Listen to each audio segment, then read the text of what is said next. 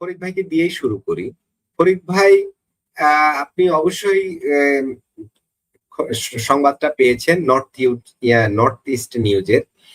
তারা বলছে Gerald P Hamilton, যিনি ৩৫ বছর সিআইএ তে কর্মরত ছিলেন এবং দক্ষিণ এশিয়া, লাতিন আমেরিকা, ইউরোপে দায়িত্ব পালন করেছেন বিভিন্ন সময়, বর্তমানে একটি অজ্ঞাত মিশনে ঢাকায় রয়েছেন এবং ৩১ জুলাই ঢাকা ত্যাগ করবেন। এর আগেও এবং তিনি বলা হচ্ছে তিনি হোটেল অয়েস্টিনে উঠেছেন, তার আগে হোটেল অয়েস্টিনে এক গোয়েন্দা লাশ পাওয়া গিয়েছিল। যাই হোক, এই প্রসঙ্গেই আপনার কাছ থেকে জানতে চাইবো যে এর মধ্যে তো আমাদের রাষ্ট্রপতি পদত্যাগ করলেন ২৫ তারিখ, ২৬ তারিখেই আবার এই ধরনের একটা খবর চলে আসলো। আসলে বাংলাদেশে মার্কিনীদের কি এমন মিশন চলছে বর্তমানে?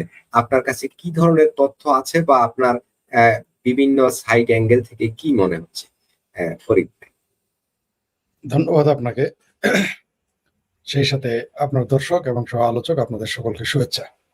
আপনি যে কথাটা বললেন যে বাংলাদেশে এই মুহূর্তে মার্কিন গোয়েন্দা সংস্থার লোকজন এসেছে, এটা তো পুরাতন কথা। উনি তো এখন একজনের নাম এসেছে প্রকাশ্যে, তাই আমরা জেনেছি।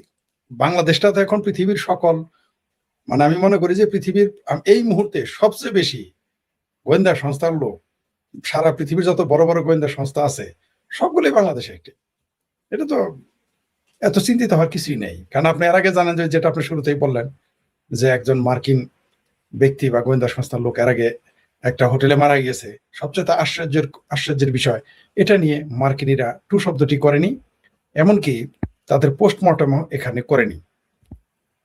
তো আপনি এই বিষয়টা তো তখন থেকে শুরু বললেও ভুল হবে। আমাদের বাংলাদেশে তো, মানে আমরা যদিও শুধু বলি যে একটি মাত্র দেশ জড়িত, আসলে তা না। বাংলাদেশের এই ২০২৪ সালের ৫ই আগস্টের যে সরকার পতনের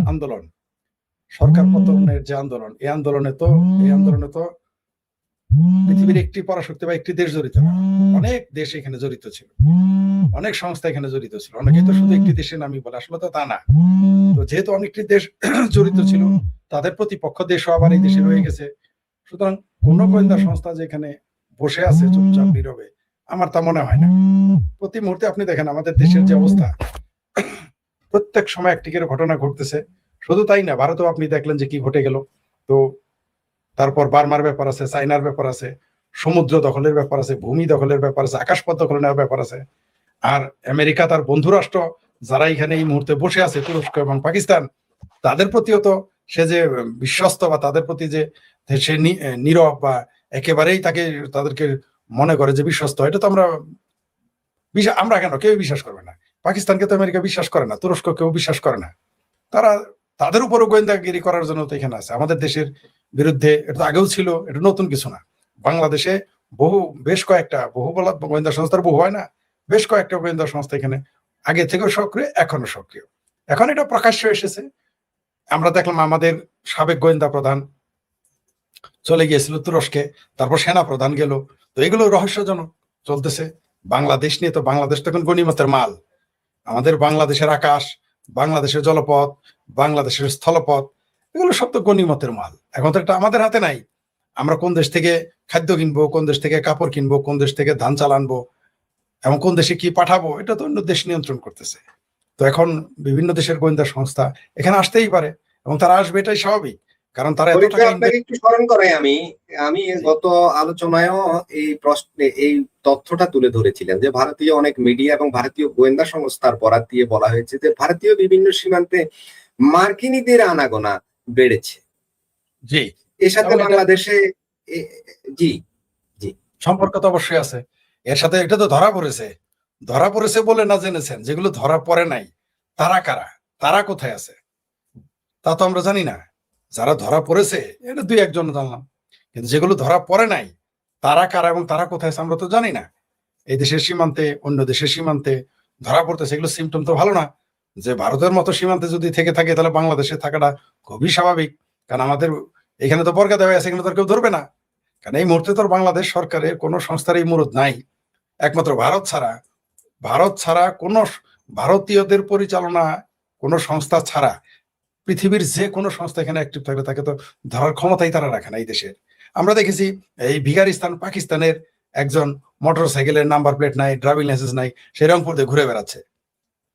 তাকে তাকে জরিমানা করার ক্ষমতা এই দেশের মানুষের নেই, এই দেশের পুলিশের নাই। বরং পুলিশ তাকে জিজ্ঞাসাবাদ করেছে বলে জনগণই তাকে গালাগালি করেছে যে তাদের আব্বা পাকিস্তানের একজন বিনা লাইসেন্সে বিনা মোটরসাইকেল কাগজ যাইতেছে, আপনি আটকালেন কেন? এবং তাকে ভারতের পুলিশ বলা হয়েছিল। তাহলে ভারতের পুলিশ, ভারতের কেউ এরকম ধরা পড়লে না, দেখবেন কিভাবে ছাই দিয়ে ধরে। তো এতে তো এখন তো সারা আমাদের বাংলাদেশ, আবারও বলতেছি, বাংলাদেশ এখন গণিমতের মাল।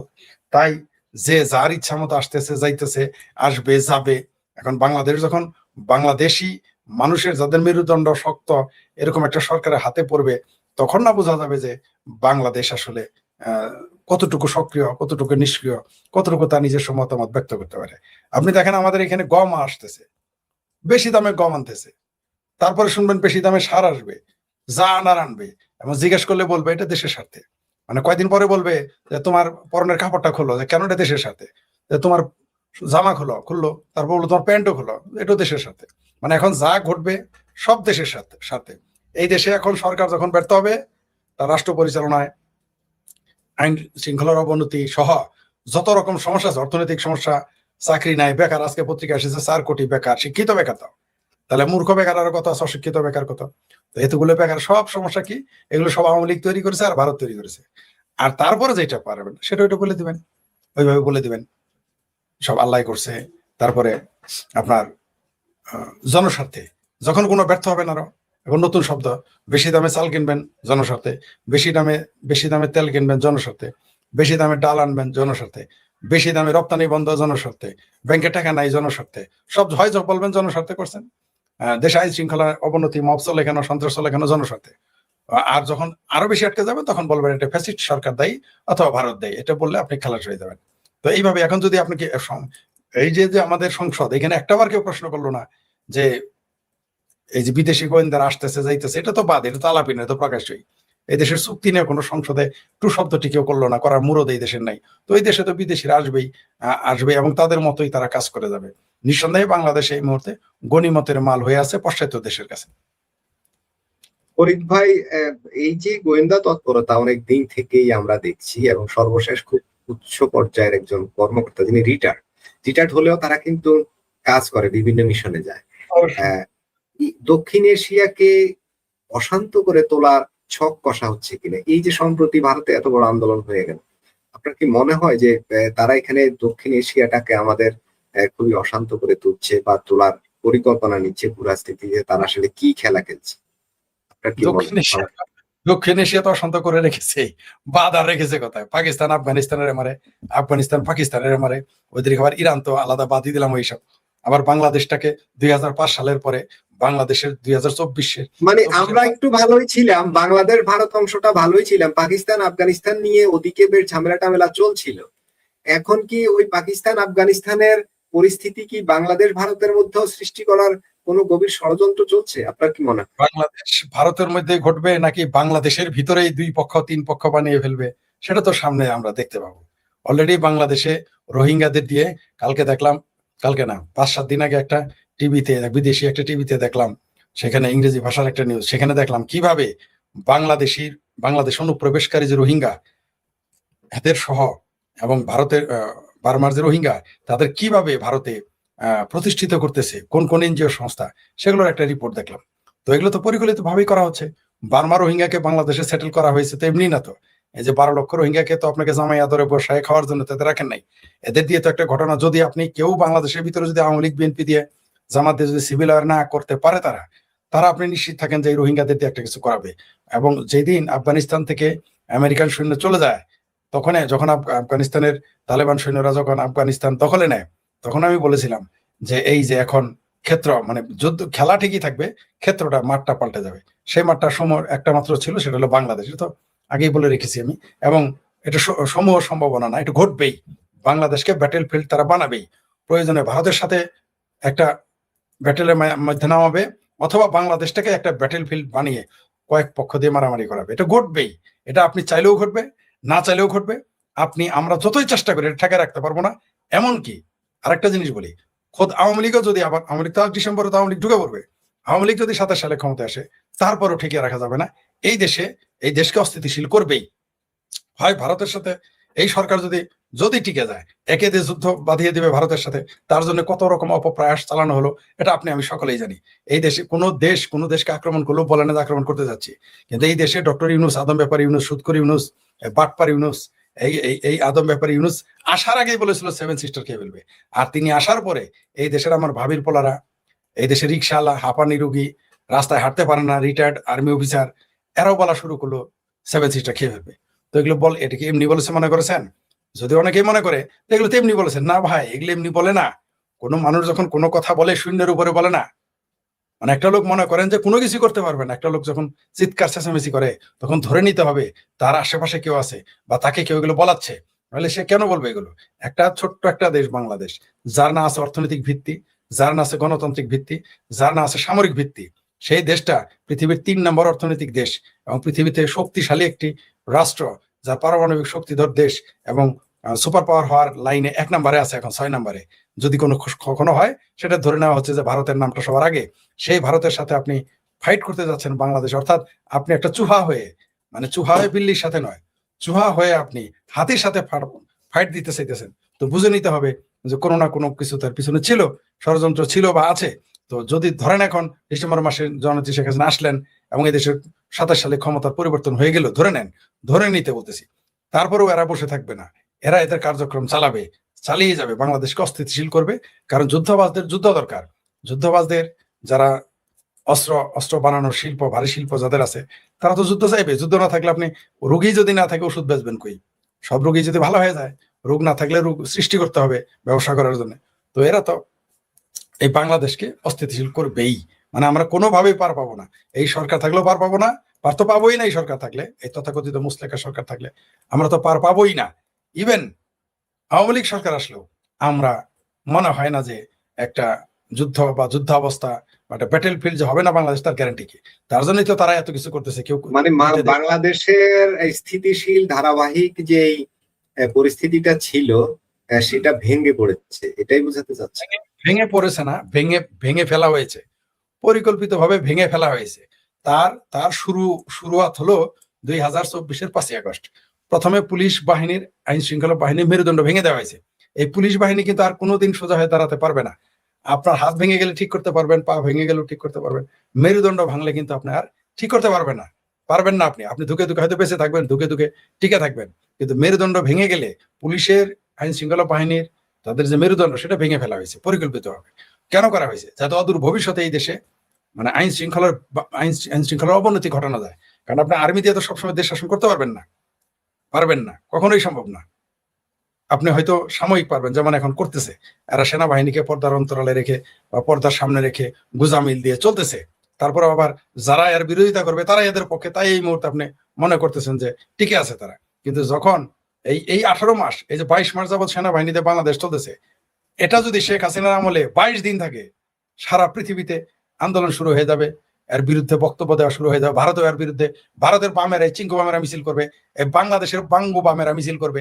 কিন্তু এখন যে 22 মাস যাবৎ সেনাবাহিনী নিয়ে শাসন করতেছে এই তথাকথিত মুসলেখা সরকার আর জামাতি সরকার, কোন বামপন্থী এখন বাটপার গুলো একটা টু শব্দটি করে না। এদের একটা মিছিল আপনি দেখেছেন, একটা মানববন্ধন, সেনাবাহিনী হটাও, মৌলবীরাও এখন কিছু বলতেছে না। কিন্তু যখনই শেখ হাসিনা আসবে, 22 দিন যদি সেনাবাহিনীতে চালায়, তাহলেই দেখবেন যে বাংলাদেশে আওয়ামী লীগ যখন 22 দিন চালাবে, মসজিদে মিম মরে বয়ান শুরু হয়ে যাবে, কলামের উপর কলাম প্রসব করবে এই বাংলাদেশের বাটপার বুদ্ধিজীবীগুলো। এই বেহায়া বুদ্ধিজীবীগুলো দেখবেন তখন কত হাজার কলাম প্রতি মাসে সাপ্লাই করে। আর বিদেশ থেকে দেখবেন কত প্রতিবাদ হয়। এমনকি যে কিছু বাটপার আছে, কলকাতা দিল্লির কিছু বাটপার বাম আছে, সেগুলো দেখবেন মিছিল চেঁচামেচি করবে, বাংলাদেশের এম্বাসি, হাই কমিশন ঘেরাও করতে। তখন এখন মনে করেন আওয়ামী লীগ ক্ষমতায়, আর 22 মাস যাবৎ সেনাবাহিনী, এই কলকাতা আর দিল্লির বাটপার কিছু বাম আছে না, এরা তখন ঘেরাও করতো হাই কমিশন। কিন্তু বাংলাদেশে এখন যে আছে, এখন কোনো সমস্যা নাই। এখন এত বড় একটি ছাত্র সংগঠন, ছাত্রলীগ নিষিদ্ধ, কোনো সমস্যা নাই। আওয়ামী লীগের মতো বড় দল নিষিদ্ধ, কারো কোনো গণতন্ত্র করতে হবে না। কিন্তু আওয়ামী লীগ ক্ষমতায় আসার পরে যখনই দেখবেন যে জামাতকে নিষিদ্ধ করেছে, যখনই দেখবেন শিবিরকে নিষিদ্ধ করেছে, আর বিএনপি নিষিদ্ধ করলে তো কথাই নাই। সারা বাংলাদেশের ঘটনা নিয়ে পৃথিবীতে দেখবেন প্রতি মিনিটে কলাম প্রসব করা হবে, বলবে গণতন্ত্র খত্রেমে, আর মিডল ইস্ট থেকে শুনবেন ইসলাম খত্রেমে। এগুলো বাংলা, আর তখন সংঘর্ষ অনিবার্য হয়ে যাবে। মানে কোনো অবস্থাতেই আমি, মানে না এখন না আগামীতে, আমি বাংলাদেশের, আসলে আমরা 2024-এর 5ই আগস্টে আমরা একটা কেসকি কলের মধ্যে পা দিয়ে ফেলেছি, এখান থেকে বের হওয়ার আর সুযোগ নেই। জি জি ফরিদ ভাই, আবারও আসবো আপনার আপনার কাছে। আমি ভারতের প্রসঙ্গটা আসবে একটু পরে। রফিক ভাই যদি সংক্ষেপে বিষয়ে একটু অবতারণা করেন যে মার্কিন গোয়েন্দাদের তৎপরতা বেশ সময় ধরেই, গত 2 বছর ধরে ব্যাপক হয়েছে। এর মধ্যে একজন হোটেল অস্টিন একজন মারা যাওয়ার খবর আমরা পেয়েছি। এখন আবার আসছেন আরেকজন, তিনি হচ্ছেন কি বলে জেরাল্ড পি হ্যামিল্টন, যিনি 35 বছরের অভিজ্ঞ গোয়েন্দা। আহ, এর মধ্যে আমরা পরশুর আলোচনায়ও দেখেছি, বলেছিলাম যে ভারতের মিডিয়াতে যে খবরটা পেয়েছি, তাদের গোয়েন্দা সংস্থাও এটা বলছে যে তাদেরও সীমান্তের বিভিন্ন এলাকায় মার্কিনীদের তৎপরতা বেড়েছে। এই যে বিষয়গুলো, এগুলোর সাথে কিসের কার যোগসূত্র এবং উদ্দেশ্যই বা কি? আমরা দেখেছি আফগানিস্তান, পাকিস্তান ও সাইডটা অশান্ত, আর আমরা পৃথিবীতে তিনটা জায়গায় অশান্ত দেখেছি। একটা হলো ইউক্রেনে, আর একটা হলো মধ্যপ্রাচ্যে, আর পাকিস্তান আফগানিস্তান এই অঞ্চলটা। আমরা দক্ষিণ এশিয়ার বাংলাদেশ, পাকিস্তান, নেপাল, শ্রীলঙ্কা এই দেশগুলো খুবই শান্তিপূর্ণ ছিল। এর মধ্যে শ্রীলঙ্কায় আঘাত আসলো, একটা কিছু ঘটলো, নেপালেও ঘটলো, বাংলাদেশে ঘটলো, ভারতেও একদম ঘটার মতো পরিস্থিতি অলরেডি তৈরি হয়ে গেল। আসলে কি ওই এই জায়গাটায় কি একটা যুদ্ধের প্ল্যান করা হচ্ছে নাকি? আপনার কাছে কি মনে হয় রফিক ভাই, সংক্ষেপে যদি বিষয় একটু আলোচনা করেন।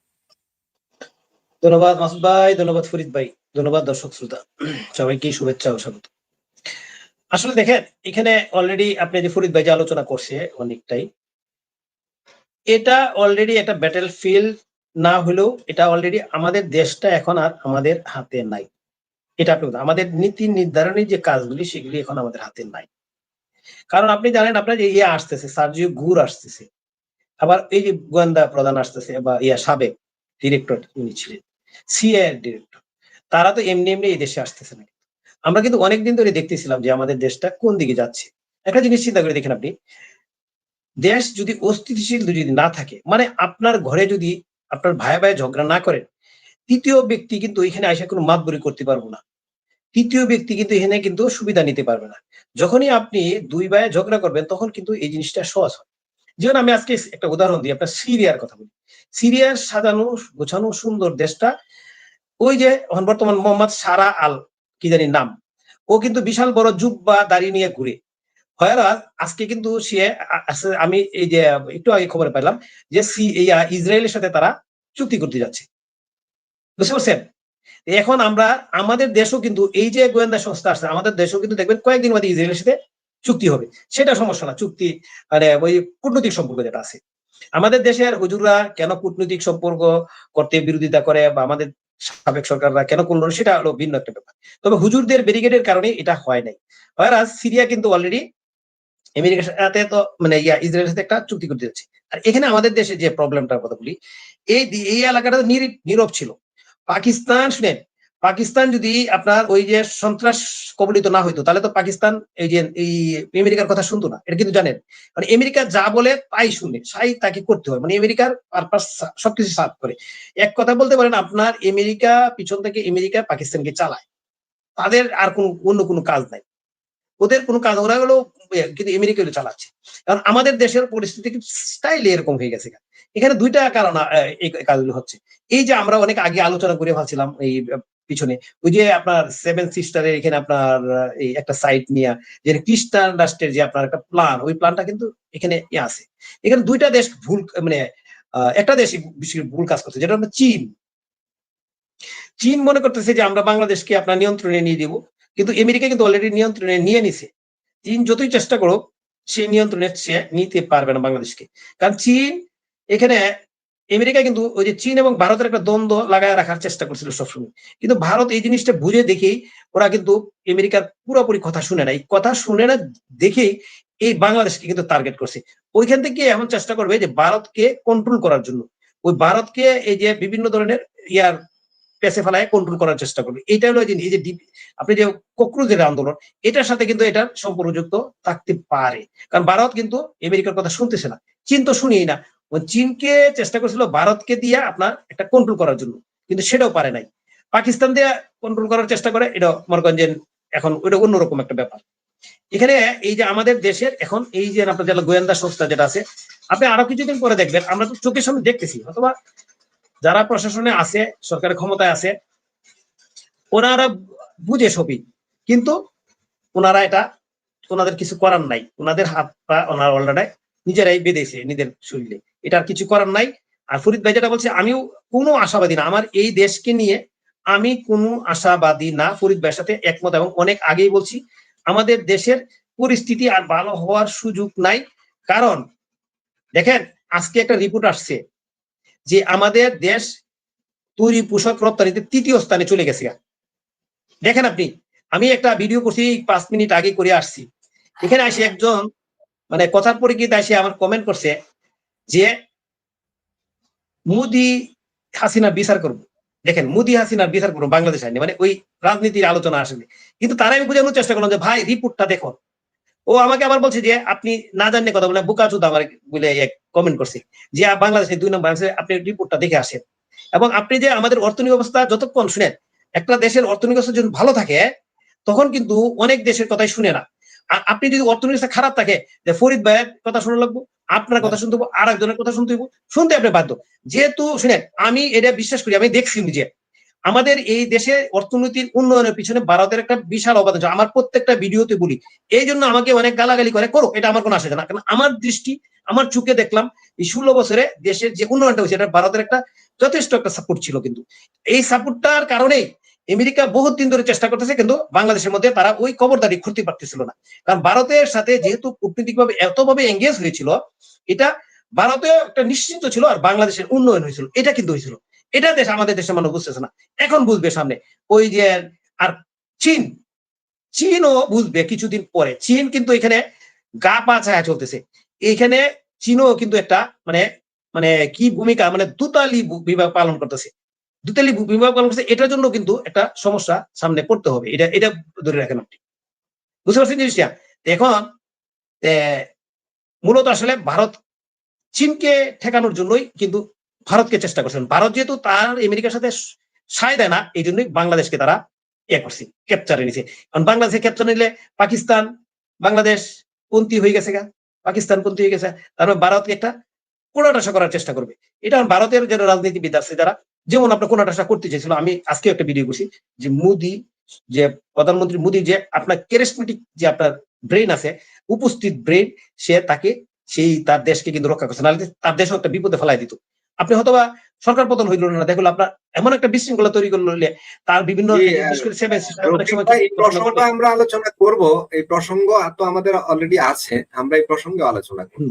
আমি মূলত যেটা জানতে চাচ্ছি যে এই যে আমাদের এই যে শান্তিতে আমরা ছিলাম, স্থিতিশীল ছিলাম, বাংলাদেশ, ভারত, নেপাল, শ্রীলঙ্কা মোটামুটি ভালোই ছিলাম।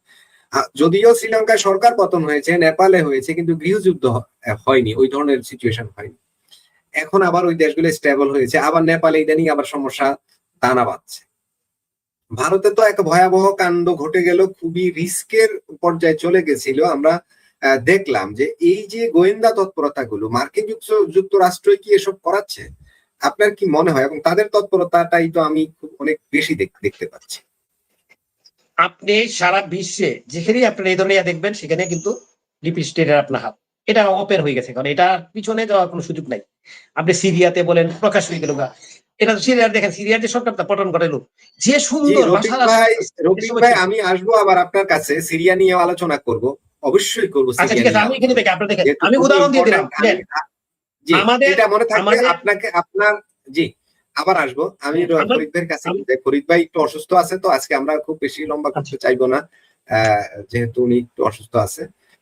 ফরিদ ভাই, আমরা আসলে ওই যে দিল্লি নিয়ে চলে যাই আবারও, বিষয়টা নিয়ে আমরা টানা 4-5 দিন আলোচনা করে একদম ক্লান্ত হয়ে গেছিলাম। এক মিনিট পরে আসতেছি, হ্যাঁ, এক মিনিট পরে বেরিয়ে আসতেছি।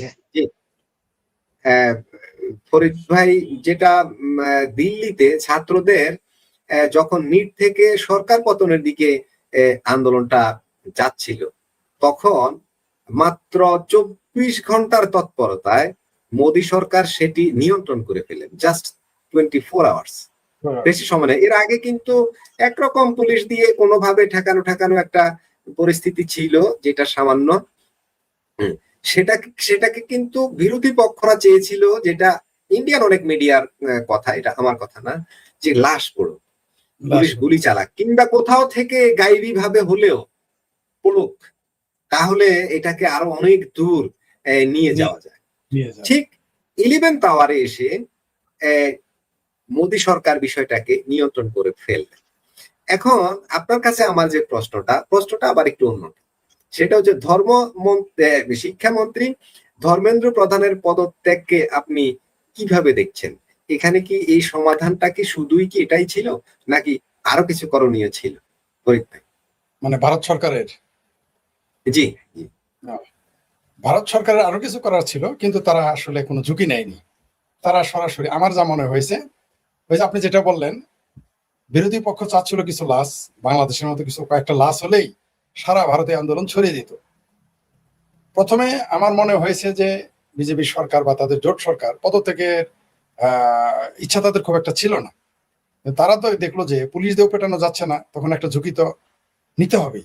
তখন তারা পাশার দানটা ভিন্নভাবে দিল, তারা তাদের মন্ত্রীকে পদত্যাগ করালো। এটা পরিকল্পিত। তারা আরো কিছু করতে পারতো, তারা আরো স্ট্রং, তারা আরো শক্ত অবস্থানে যেতে পারতো, অথবা তারা তাদের নিজের দলের লোকদের সহযোগিতা চাইতে পারতো। রাজনৈতিক মিছিল যদি আরএসএস এবং বিজেপিও মাঠে নেমে যেত, তাহলে তো আবার এটা যদি 5,000 10,000 এত কিছু করতে পারে, তাহলে তারা তো আসতো লাখে লাখে, 50 লাখ চলে আসতো, তখন কি হইতো? কিন্তু সরকার সেই ঝুঁকিতেও যায় নাই, তাহলে আন্তর্জাতিক ভাবে তারা চাপে পড়তো। সেই জন্য তারা তাড়াতাড়ি তাদের মন্ত্রীকে পদত্যাগ করিয়েছে। পারলে আরো কিছু করতে পারতো, অ্যাকশনও যেতে পারতো, পদত্যাগ না করিয়ে তাদের দলের লোক নামাতে পারতো, ভিন্ন প্রকারে তারা আরো বহুবিধ পদ্ধতি নিতে পারতো, কোনো সন্দেহ নেই। কিন্তু তারা সেই ঝুঁকি নেয় নাই। তারা আপাতত, তারা কিন্তু জানে এখানে কিন্তু শেষ হবে না। এই যে আপনি যেটা বললেন যে নরেন্দ্র মোদীজির ক্যারিশমাটিক যে নেতৃত্ব, এবং দেখেন আপনি এই যে সোশ্যাল মিডিয়া যে কত শক্তিশালী, সেটাও কিন্তু আমরা দেখলাম। মাত্র 3 মিনিটের একটা ভিডিও প্রথমে, তারপরে 1 থেকে 1.5 মিনিটের ভিডিও, পুরো আন্দোলন প্রায় নিস্তেজ হয়ে গেছে। সব ককরোচ মোটামুটি এতই দুর্বল হয়েছে যে ককরোচ আর চলতে পারতেছে না। মানে পেস্টিং, মানে তার 2 ভিডিওতেই পেস্টিং, মনে হয় যে একটা ঘরে ককরোচ ছিল, সেখানে কেউ পেস্টিং করে খালাস করে দিয়েছে, বিষয়টা এরকম। আর একটা জিনিস আপনি খেয়াল করেন যে নরেন্দ্র মোদীর জনপ্রিয়তা এবং নরেন্দ্র মোদীর যে কনফিডেন্ট এবং তার যে কৌশল, দেখেন সবসময় কিন্তু তিনি বলতেন ভাই বলে সম্বোধন করতেন বা জনতা বলে সম্বোধন করতেন। এই প্রথম কিন্তু তিনি বলেছেন ফ্রেন্ডস, মাই ফ্রেন্ডস বলে তিনি শুরু করেছেন। মানে সেখানে কিন্তু নতুনত্ব নিয়ে এসেছেন। আর বেশি লম্বা বক্তব্য দেয় নাই কিন্তু, আমাদের মতো ঘন্টার পর ঘন্টা মানুষকে বুঝাইতে জানি, 3.5 থেকে 4 মিনিট। এবং এগুলো সব পৃথিবীর সকল সামাজিক যোগাযোগ মাধ্যমে, পৃথিবীর সকল রেকর্ড তিনি ব্রেক করেছেন, ভেঙে ফেলেছেন। যে এত ভিউজ, মানে এটা যদি ধরেন ওইখানে যদি প্রফেশনাল মুড থাকতো, মানে রেমিটেন্স আনার মুড থাকতো, তাহলে কত ডলার আসতো। এটা একটা অনেকে মজা করেছে আর কি, যদি একটা প্রধানমন্ত্রী তো এটা করতে পারেন না, তাই না?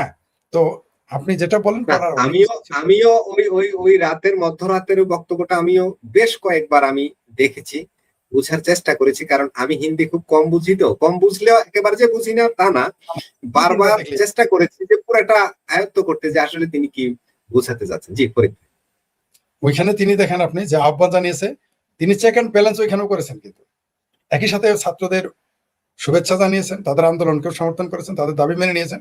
পাশাপাশি তিনি কিন্তু হুমকিও দিয়েছেন, ঠিক যেমন যারা প্রশ্নপত্র ফাঁস করেছে তাদের শাস্তি দেবেন, এবং একটু কিন্তু ইশারাতে বলেও দিয়েছেন যারা অনাকাঙ্ক্ষিত পরিবেশ সৃষ্টি করার চেষ্টা করেছে তাদেরও ছাড় দেওয়া হবে না, এটাও কিন্তু তিনি ইশারাতে বলেছেন। কিন্তু এই ককরোচদের আন্দোলনের একটা অদ্ভুত জিনিস দেখেন, এরা কেন্দ্রীয় শিক্ষামন্ত্রী পদত্যাগ চাইল এবং করার। ফরিদ ভাই আপনাকে একটু স্মরণ করায়, বা আমিও ভুলে যাব, নরেন্দ্র মোদীর প্রথম বক্তব্যটা সোশ্যাল মিডিয়ায়, ঠিক ওই রাতেই সোনম ওয়াংচুক তিনি অনশন ভঙ্গ করেছেন।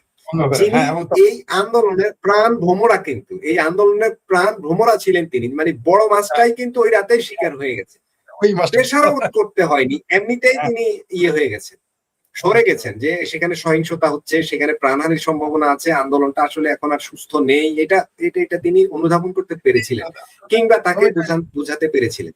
এটা কিন্তু ভারতের গণতন্ত্রের সৌন্দর্য। আপনি যেমন এখানে এটা যেমন ওদের বিজয়, তারা বলতেছে এটা তাদের বিজয়, কোনো সন্দেহ নেই, যারা আন্দোলন করেছে তাদের বিজয়, কোনো সন্দেহ নেই। তেমনি এটা কিন্তু ভারত সরকারেরও বিজয়, এমনকি সবচেয়ে বড় কথা এটা ভারতের বিজয়। অর্থাৎ নরেন্দ্র মোদীও যদি জয়ী হয়ে থাকেন, আন্দোলন নিস্তেজ করে দিয়ে, আর আন্দোলনকারীরা যদি আন্দোলন করে সফল হয়ে থাকেন, দুইটাই ভারতেরই বিজয়, এটাই তাদের ফরিদ ভাই, আমি বলি, যদি এইভাবে বলি বিষয়টা যে জনগণের বিজয়, তো ওই হ্যাঁ, জনগণের সরকার, সেই সরকারের হ্যাঁ, বিজয়, অলরেডি পুরো জাতিরই বিজয়। একটা মূলত বিশাল মানে কি বলে হ্যাঁ, জটিল মুহূর্ত, জটিল সমস্যা সমাধান করতে পেরেছেন তারা দক্ষতার সাথে। এই ক্রাইসিসটা আরো ভয়ঙ্কর হতে পারতো ইন্টারন্যাশনালি, এটা আরো আরো এটা ধীরে ধীরে আরো এর ব্যাপ্তি আরো বাড়াতে পারতো, এবং অলরেডি হয়েছিল। আপনাকে একটা তথ্য দেই, ওই মুহূর্তে 250 মোস্ট ওয়ান্টেড ছিল ওইখানে উপস্থিত, এবং এগুলো গোপন ক্যামেরায় সব ধারণ করা হয়েছে। এগুলো সোনাম ওয়াংচুককে দেখানো হয়েছে, যারা তো ছাত্র নয়, মানে দিল্লির পুলিশের, মানে ভারতীয় পুলিশের খাতায় যারা মোস্ট ওয়ান্টেড তারা ছিল 250। তাদের কাছে ওইখানে ওইখানে যত সিসি ক্যামেরা তো ছিলই। ভারত ওই দিন, এরা তো জান আন্দোলন হবে, এরা কিন্তু বিশেষ ক্যামেরা বসিয়ে রেখেছিল, বিশেষ ক্যামেরা, যেটা কেউ জানে না। সেখানে এসেছে, সেটা তারা পর্যালোচনা করেছে, এবং সেটা কেন্দ্রীয় কেন্দ্রীয় স্বরাষ্ট্রমন্ত্রীর কাছে চলে গেছে, ভারতের প্রশাসনের কাছে, সবার কাছে এটা রয়েছে। সে 250 ওই দিনই, যেদিন অনশনটা ভঙ্গ করালো, সেই দিনের ঘটনা এটা। তো এটা ভারতের, অনেকেই চেষ্টা করেছে এটাকে, কেউ কেউ মনে করেছে বাংলাদেশের মতো ঘটনা ঘটবে, কিন্তু ওটা তো ভারত। যদি কোনো কারণে এরকম কিছু ঘটতো, যেমন তারা সংসদ ভবন দখল করতে চেয়েছিল, যদি আন্দোলনে তারা 10 লাখ 20 লাখ লোক আনতে পারতো, তাহলে অবশ্যই সংসদ ভবন ঘেরাও করতো এবং মধ্যবর্তী নির্বাচন দিতে বাধ্য করতো। তবে আমি নিশ্চিত আবারও নির্বাচন হলে এরা হারবে। এই যে আন্দোলন দেখতেছেন না, আন্দোলন কিন্তু এক জিনিস, আর ভোট কিন্তু আরেক জিনিস। এই সোনাম ওয়াংচুক কিন্তু ফেল করবে, আর এই যে কংগ্রেস পার্টির নেতা কিন্তু জামানত হারাবে ইলেকশন যদি করে। এরা জামানত হারে, একটাও কিন্তু নির্বাচনে হালে পানি পাবে না, ফেল করবে। যদি বেশি চাপ থাকতো তাহলে কি করতে জানেন? আমি নিশ্চিত নরেন্দ্র মোদী, ইন্দিরা গান্ধী সেই 71-এর মতো নাকি 69-এ একটা নির্বাচন দিয়েছিল, অ্যাডভান্স, মানে অগ্রিম নির্বাচন দিয়েছিল। প্রধানমন্ত্রী চাইলে অগ্রিম নির্বাচন ঘোষণা করতে পারে, যে আমি আরেকবার, আমি 5 বছর পর হবে না, ওইটা এখনই চাই, উনি এটা ঘোষণা দিয়ে। আর এটা যদি করতো তাহলেও কিন্তু বিজেপি জিতবে। কারণ আমি আপনাকে বলি, ভারতের মিছিল এক জিনিস, আন্দোলন এক জিনিস, আর বাস্তবতার এক জিনিস। যেমন মনে করেন বাংলাদেশ, সারা পৃথিবীতে জানে এখন বিএনপি ক্ষমতায়, তাই না? কিন্তু কোনো কারণে যদি এখানে ইলেকশন হয়, আওয়ামী লীগকে ঠেকাইতে পারবে না, এটা বাংলাদেশ সবাই জানে। এই আর্মি চলে গেলে নির্বাচন দিতে হবে না, শুধু আর্মি, ওয়াকা সাহেব, এই যে আমার ভাবির প্রহ্লাদের মামা, শুধু বেড়াকে ফিরে গেলে আওয়ামী লীগের আন্দোলন আপনি ঠেকাইতে পারবেন। এটা তো রিয়েলিটি, এটা আমরা জানি। তো ভারতের ব্যাপারটা এরকম। আমি সবচেয়ে বেশি জানি আমার দেশ আর ভারত সম্পর্কে, আমি সবচেয়ে বেশি গবেষণা করি। অন্য দেশের আমি এত জানি না, অন্য দেশ সম্পর্কে কম বেশি জানি, কম বা একটু জানি বা পড়ি, কিন্তু এই দুইটা দেশ সম্পর্কে একেবারে কম জানি। নিজের দেশ সম্পর্কে তো জানি, বরং কিছু কিছু ক্ষেত্রে আমার দেশের চাইতে আমি ভারত সম্পর্কে বেশি জানি। যেমন আমি ভারতে, বাংলাদেশের আপনার আমি সব, মানে ওখানে আছে 29টি রাজ্য, তাদের আরো প্রেসিডেন্ট শাসিত অঞ্চল আছে। 29টি রাজ্য সম্পর্কে বলতে বললে আমি কম বেশি খোঁজ খবর রাখি, কিন্তু আমার বাংলাদেশে কিন্তু 29টা জেলা খবর আপনি বলতে পারবো না। সেই হিসাবে বলতে চাই যে আমি বাংলাদেশের চাইতে ভারতের খবরটা বেশি জানি। যদি এখানে আপনার নরেন্দ্র মোদী বা বিজেপি সরকার বা তার সরকার, তার জোট সরকার যদি মনে করতো যে আমরা অ্যাডভান্স নির্বাচন চাই, আমরা অগ্রিম নির্বাচন চাই, আগাম নির্বাচন চাই, তাহলে দেখতেন এদের এদের হলকম শুকে যাবে। আপনি নিশ্চিত থাকেন, এই এই যে যে ককরোচ পার্টি আন্দোলন করলো, এরা কিন্তু আবার ঘোষণা দিয়েছে যে এরা নাকি কখনো নির্বাচনে যাবে না। মানে আপাতত তারা ঘোষণা দিয়েছে তারা কোনো আন্দোলন, মানে তারা সব সময় যে কোনো সরকারের বিরোধিতা করবে। অলরেডি কেরালা সরকারের বিরুদ্ধেও কিন্তু কংগ্রেস পার্টি মিছিল করতেছে, নরেন্দ্র মোদীর বিরুদ্ধে যেমন হয়েছে না এই মুহূর্তে, মানে আজকে এই মুহূর্তে কেরালা সরকারের বিরুদ্ধে ওইখানেও প্রশ্নপত্র ফাঁস হয়েছে। শুধু পাঞ্জাবে হচ্ছে না, পাঞ্জাবেও কিন্তু এই মাসের সম্ভবত 10-12 দিন আগে, এই 10-12 দিন আগে এই পাঞ্জাবেও কিন্তু প্রশ্নপত্র ফাঁস হয়েছে। সেটা নিয়ে কিন্তু আন্দোলন করতেছে। বিহারে আন্দোলন হয়েছে। জি, তাহলে এটা কিন্তু ফরিদ ভাই, আরেকটা বিষয় একটু বলে রাখি, যেহেতু আজকে লাইভটা দীর্ঘ করবো না, আগেই বলে দিয়েছি আপনি অসুস্থ আছেন। ওই ভারতের এই আন্দোলনটার প্রসঙ্গে আরেকটা জিনিস আপনারা লক্ষ্য করেছেন কিনা, যেটা আমি লক্ষ্য করেছি, আমি শুরু থেকে ভাবছিলাম যে ওই একজন মানুষ এখনো কিছু বলেনি, কোনো মন্তব্য করেনি, বলছি তার কথা। তিনি শেষ 24 ঘন্টায় আন্দোলনের সাথে আরো একজন যুক্ত হয়েছিলেন, হিন্দুত্ববাদী স্বেচ্ছাসেবী সংগঠন যাদেরকে আরএসএস বলা হয়, সে আরএসএস এর প্রধান মোহন ভগবত, তিনি শেষ 24 ঘন্টায় সক্রিয় হয়েছিলেন। তিনি বলেছেন, চাপিয়ে দেওয়া নয়, আলোচনায় যান, নির্দেশ নয়, কাছে ডেকে জ্যানজিকে বোঝাতে হবে। তার এ বক্তব্যের পরই কি বেরিয়ে এলো সমাধান? আপনার কি মনে হয় ফরিদ? কোনো সন্দেহ নাই, আরএসএস বিজেপির উপরে যথেষ্ট প্রভাব রাখে, এবং মূলত এই যারা নেতা সৃষ্টি হয়ে এসেছে, এমনকি এখন যে শিক্ষামন্ত্রী হলো তিনিও আরএসএস এর পয়দা মানে আরএসএস থেকে শিক্ষা গ্রহণ করেছেন, আরএসএস এর মতবাদের। নরেন্দ্র মোদী কই থেকে আসছে? উনি আরএসএস এর। তো আরএসএস নিজে রাজনীতি করে না, কিন্তু তারা তো কিং মেকার, তাদের যথেষ্ট প্রভাব রয়েছে সরকারের উপর। মানে বিজেপি নেতৃত্বের ফ্যাক্টরি বলা যায়, যদি আমরা এইভাবে বলি। বিজেপির নেতৃত্ব পয়দা হয় আরএসএস থেকে, এটা সত্য। অধিকাংশই নেতা সেখান থেকে এসেছেন, তাদের মন মানসিকতার, তাদের ফিলোসফিকে ফলো করে। সুতরাং তাদের তো একটা প্রভাব থাকবে। মনে করেন একটা স্কুল, তা আপনি সেই যে স্কুল থেকে পড়ে আসলেন, আমরা তিনজন যদি একটা স্কুল থেকে পড়ে আসি, সেই স্কুলের প্রিন্সিপালের কথা তো কম বেশি শুনতেই হবে। আর সেটা হলো রাজনৈতিক স্কুল, মানে আরো মানে যদি সেটা হয় রাজনৈতিক স্কুল, আমরা শুনতে বাধ্য। তারপরেও তাদের সাথে ভাই ওনার বক্তব্যটা একটু খেয়াল করেন, চাপিয়ে দেওয়া নয়, আলোচনায় যান, নির্দেশ নয়, কাছে ডেকে জেনজিকে বোঝাতে হবে। কি সুন্দর, মানে হ্যাঁ, মানে ওনার যে বক্তব্যটা কোনো উগ্র, কোনো হিংসাত্মক, প্রতিশোধমূলক নয়। রাইট, আমি শুনেছি বক্তব্যটা, এমনকি সেটা এবং তার বডি ল্যাঙ্গুয়েজ আমি দেখেছি ভগৎ সিং এর, আরএসএস এর প্রধানের, তিনি স্বাভাবিকভাবে কথাটা বলেছেন এবং খুবই স্বাভাবিক, অ্যাগ্রেসিভ হলে তো তারা মাঠে নেমে যেত। তবে এটা ঠিক, বিজেপি সরকার যদি সংকটে পড়ে, আরএসএস কিন্তু মাঠে নামবে এবং তাদের রক্ষা করবে, কোনো সন্দেহ নেই। ভারত এই মুহূর্তে সবচেয়ে জাতীয়তাবাদ ছড়াচ্ছে হচ্ছে, মানে ভারতীয় জাতীয়তাবাদের যে স্ট্রং শক্তিশালী পজিশন, এটা কিন্তু গড়ে তুলতেছে আরএসএস কে আমাদের বাংলাদেশে যে যাই বলুক, তারা কিন্তু ভারত রাষ্ট্রের প্রতি তারা নিবেদিত, তারা ভারতের জাতীয়তাবাদকে তারা ধরে রাখার চেষ্টা করতেছে, এটা কিন্তু সত্য। এবং তাদের সদস্য সংখ্যাও বাড়তেছে, এমন না যে তারা ক্ষমতায় যাওয়ার কারণে, আদর্শিক কারণে তাদের সংখ্যা হু হু করে বাড়তেছে। আরএসএস এর সদস্য সংখ্যা হু হু করে বাড়তেছে, কল্পনারও বাইরে যাদের সংখ্যা কিভাবে বাড়তেছে। এবং তারা আদর্শিক ভাবে, এমন না যে তারা দল করার জন্য, আদর্শিক ভাবে তাদের যে তারা মূল্যায়ন ওইভাবে করে তাদের কর্মীদের। আর ওই তার ভাষণটা তো দেখলেন, কারণ দিন শেষে তো তারা ভারতের একটা সুবিধা হলো যে তারা যে যাই বলুক, দিন শেষে তারা ভারতীয়ই, সেটা হিন্দু হোক, মুসলমান হোক, বাম হোক, ডান হোক, তারা দেশের স্বার্থে কিন্তু ঐক্যবদ্ধ হয় খুব দ্রুত, তারা দেশের বৃহত্তর স্বার্থে দ্রুত ঐক্যবদ্ধ হয়। তার সর্বশেষ দৃষ্টান্ত আমরা রাশিয়াকে নিয়ে দেখলাম। রাশিয়া কিন্তু ঘাঁটি যখন করল, মানে রাশিয়ার সৈন্য কিন্তু এখন ভারতে আছে প্রায় 4 থেকে 5,000, সর্বদলীয় সিদ্ধান্ত কিন্তু এটা সবাই স্বাক্ষর করেছে, এই ব্যাপারে কেউ সমালোচনা করেন। সরকার টু শব্দটি করতে দেখেন, এটা মনে হয় কি মানুষ জানেই না। 5,000 সৈন্য একটা, কারণ বহির্বিশ্বের সৈন্য আপনার দেশে আনলে অবশ্যই আপনি সকল রাজনৈতিক দলের মত ছাড়া তো এটা আপনি পারবেন না, আপনি তো সংসদে একক সংখ্যাগরিষ্ঠ হইলেও পারবেন না। সর্বসম্মতিক্রমে সেই রাশিয়ার সাথে তাদের সামরিক চুক্তি, তারা এখানে সৈন্য এসেছে। পাশাপাশি আমাদের জননেত্রী শেখ হাসিনাকে যে তারা ভারত সরকার যে অতিথি হিসেবে রেখেছেন, এখানেও কিন্তু সর্বদলীয় সম্মতি রয়েছে। যারা যে যাই বলুক, ভারতের সর্বদলীয় সম্মতি, আবার বলতেছি সর্বদলীয় সম্মতি, অর্থাৎ যারা মনে করতেছে বিজেপি সরকার চলে গেলেই শেখ হাসিনাকে ধরে আনবে আর ফাঁসিতে ঝুলাবে, অতনালি আদেশের না, ওইখানে সর্বদলীয় সম্মতি। বরং কংগ্রেস সরকার যদি আসে, আওয়ামী লীগের সাথে সম্পর্ক আরো ভালো হবে। এই দেশের মানুষ এটা জানেই না, এই দেশের যারা এই যে সিংকুবাম এবং যারা আন্দোলন করে এটা জানেই না যে ধরে নেন যে বিজেপি সরকার 29 সালে থাকলো না, বা এই কালকের ওই পরশুর আন্দোলনে পতন হয়ে গেল, কিছুই হইতো না, বরং আওয়ামী লীগের ওই সরকারের সাথে ইন্দিরা গান্ধীর যে নাতি আছে রাহুল গান্ধী, তার সাথে সম্পর্ক তার ভালো, আরো মজবুত হইতো। এটা ধারণাই করতে পারে নাই, একটু বুঝতে পারে নাই যে কি করতে পারে। তবে ভারত পৃথিবীতে 2টা দেশ গণতন্ত্রের উদাহরণ দেয়, একটা আমেরিকা, সারা পৃথিবীতে গণতন্ত্রের উদাহরণ 2টা দেশ, একটা হলো আমেরিকা, একটা হলো ভারত। তো আমাদের সৌভাগ্য যে ভারতের মতো একটি প্রতিবেশী গণতান্ত্রিক রাষ্ট্র আমরা পেয়েছি।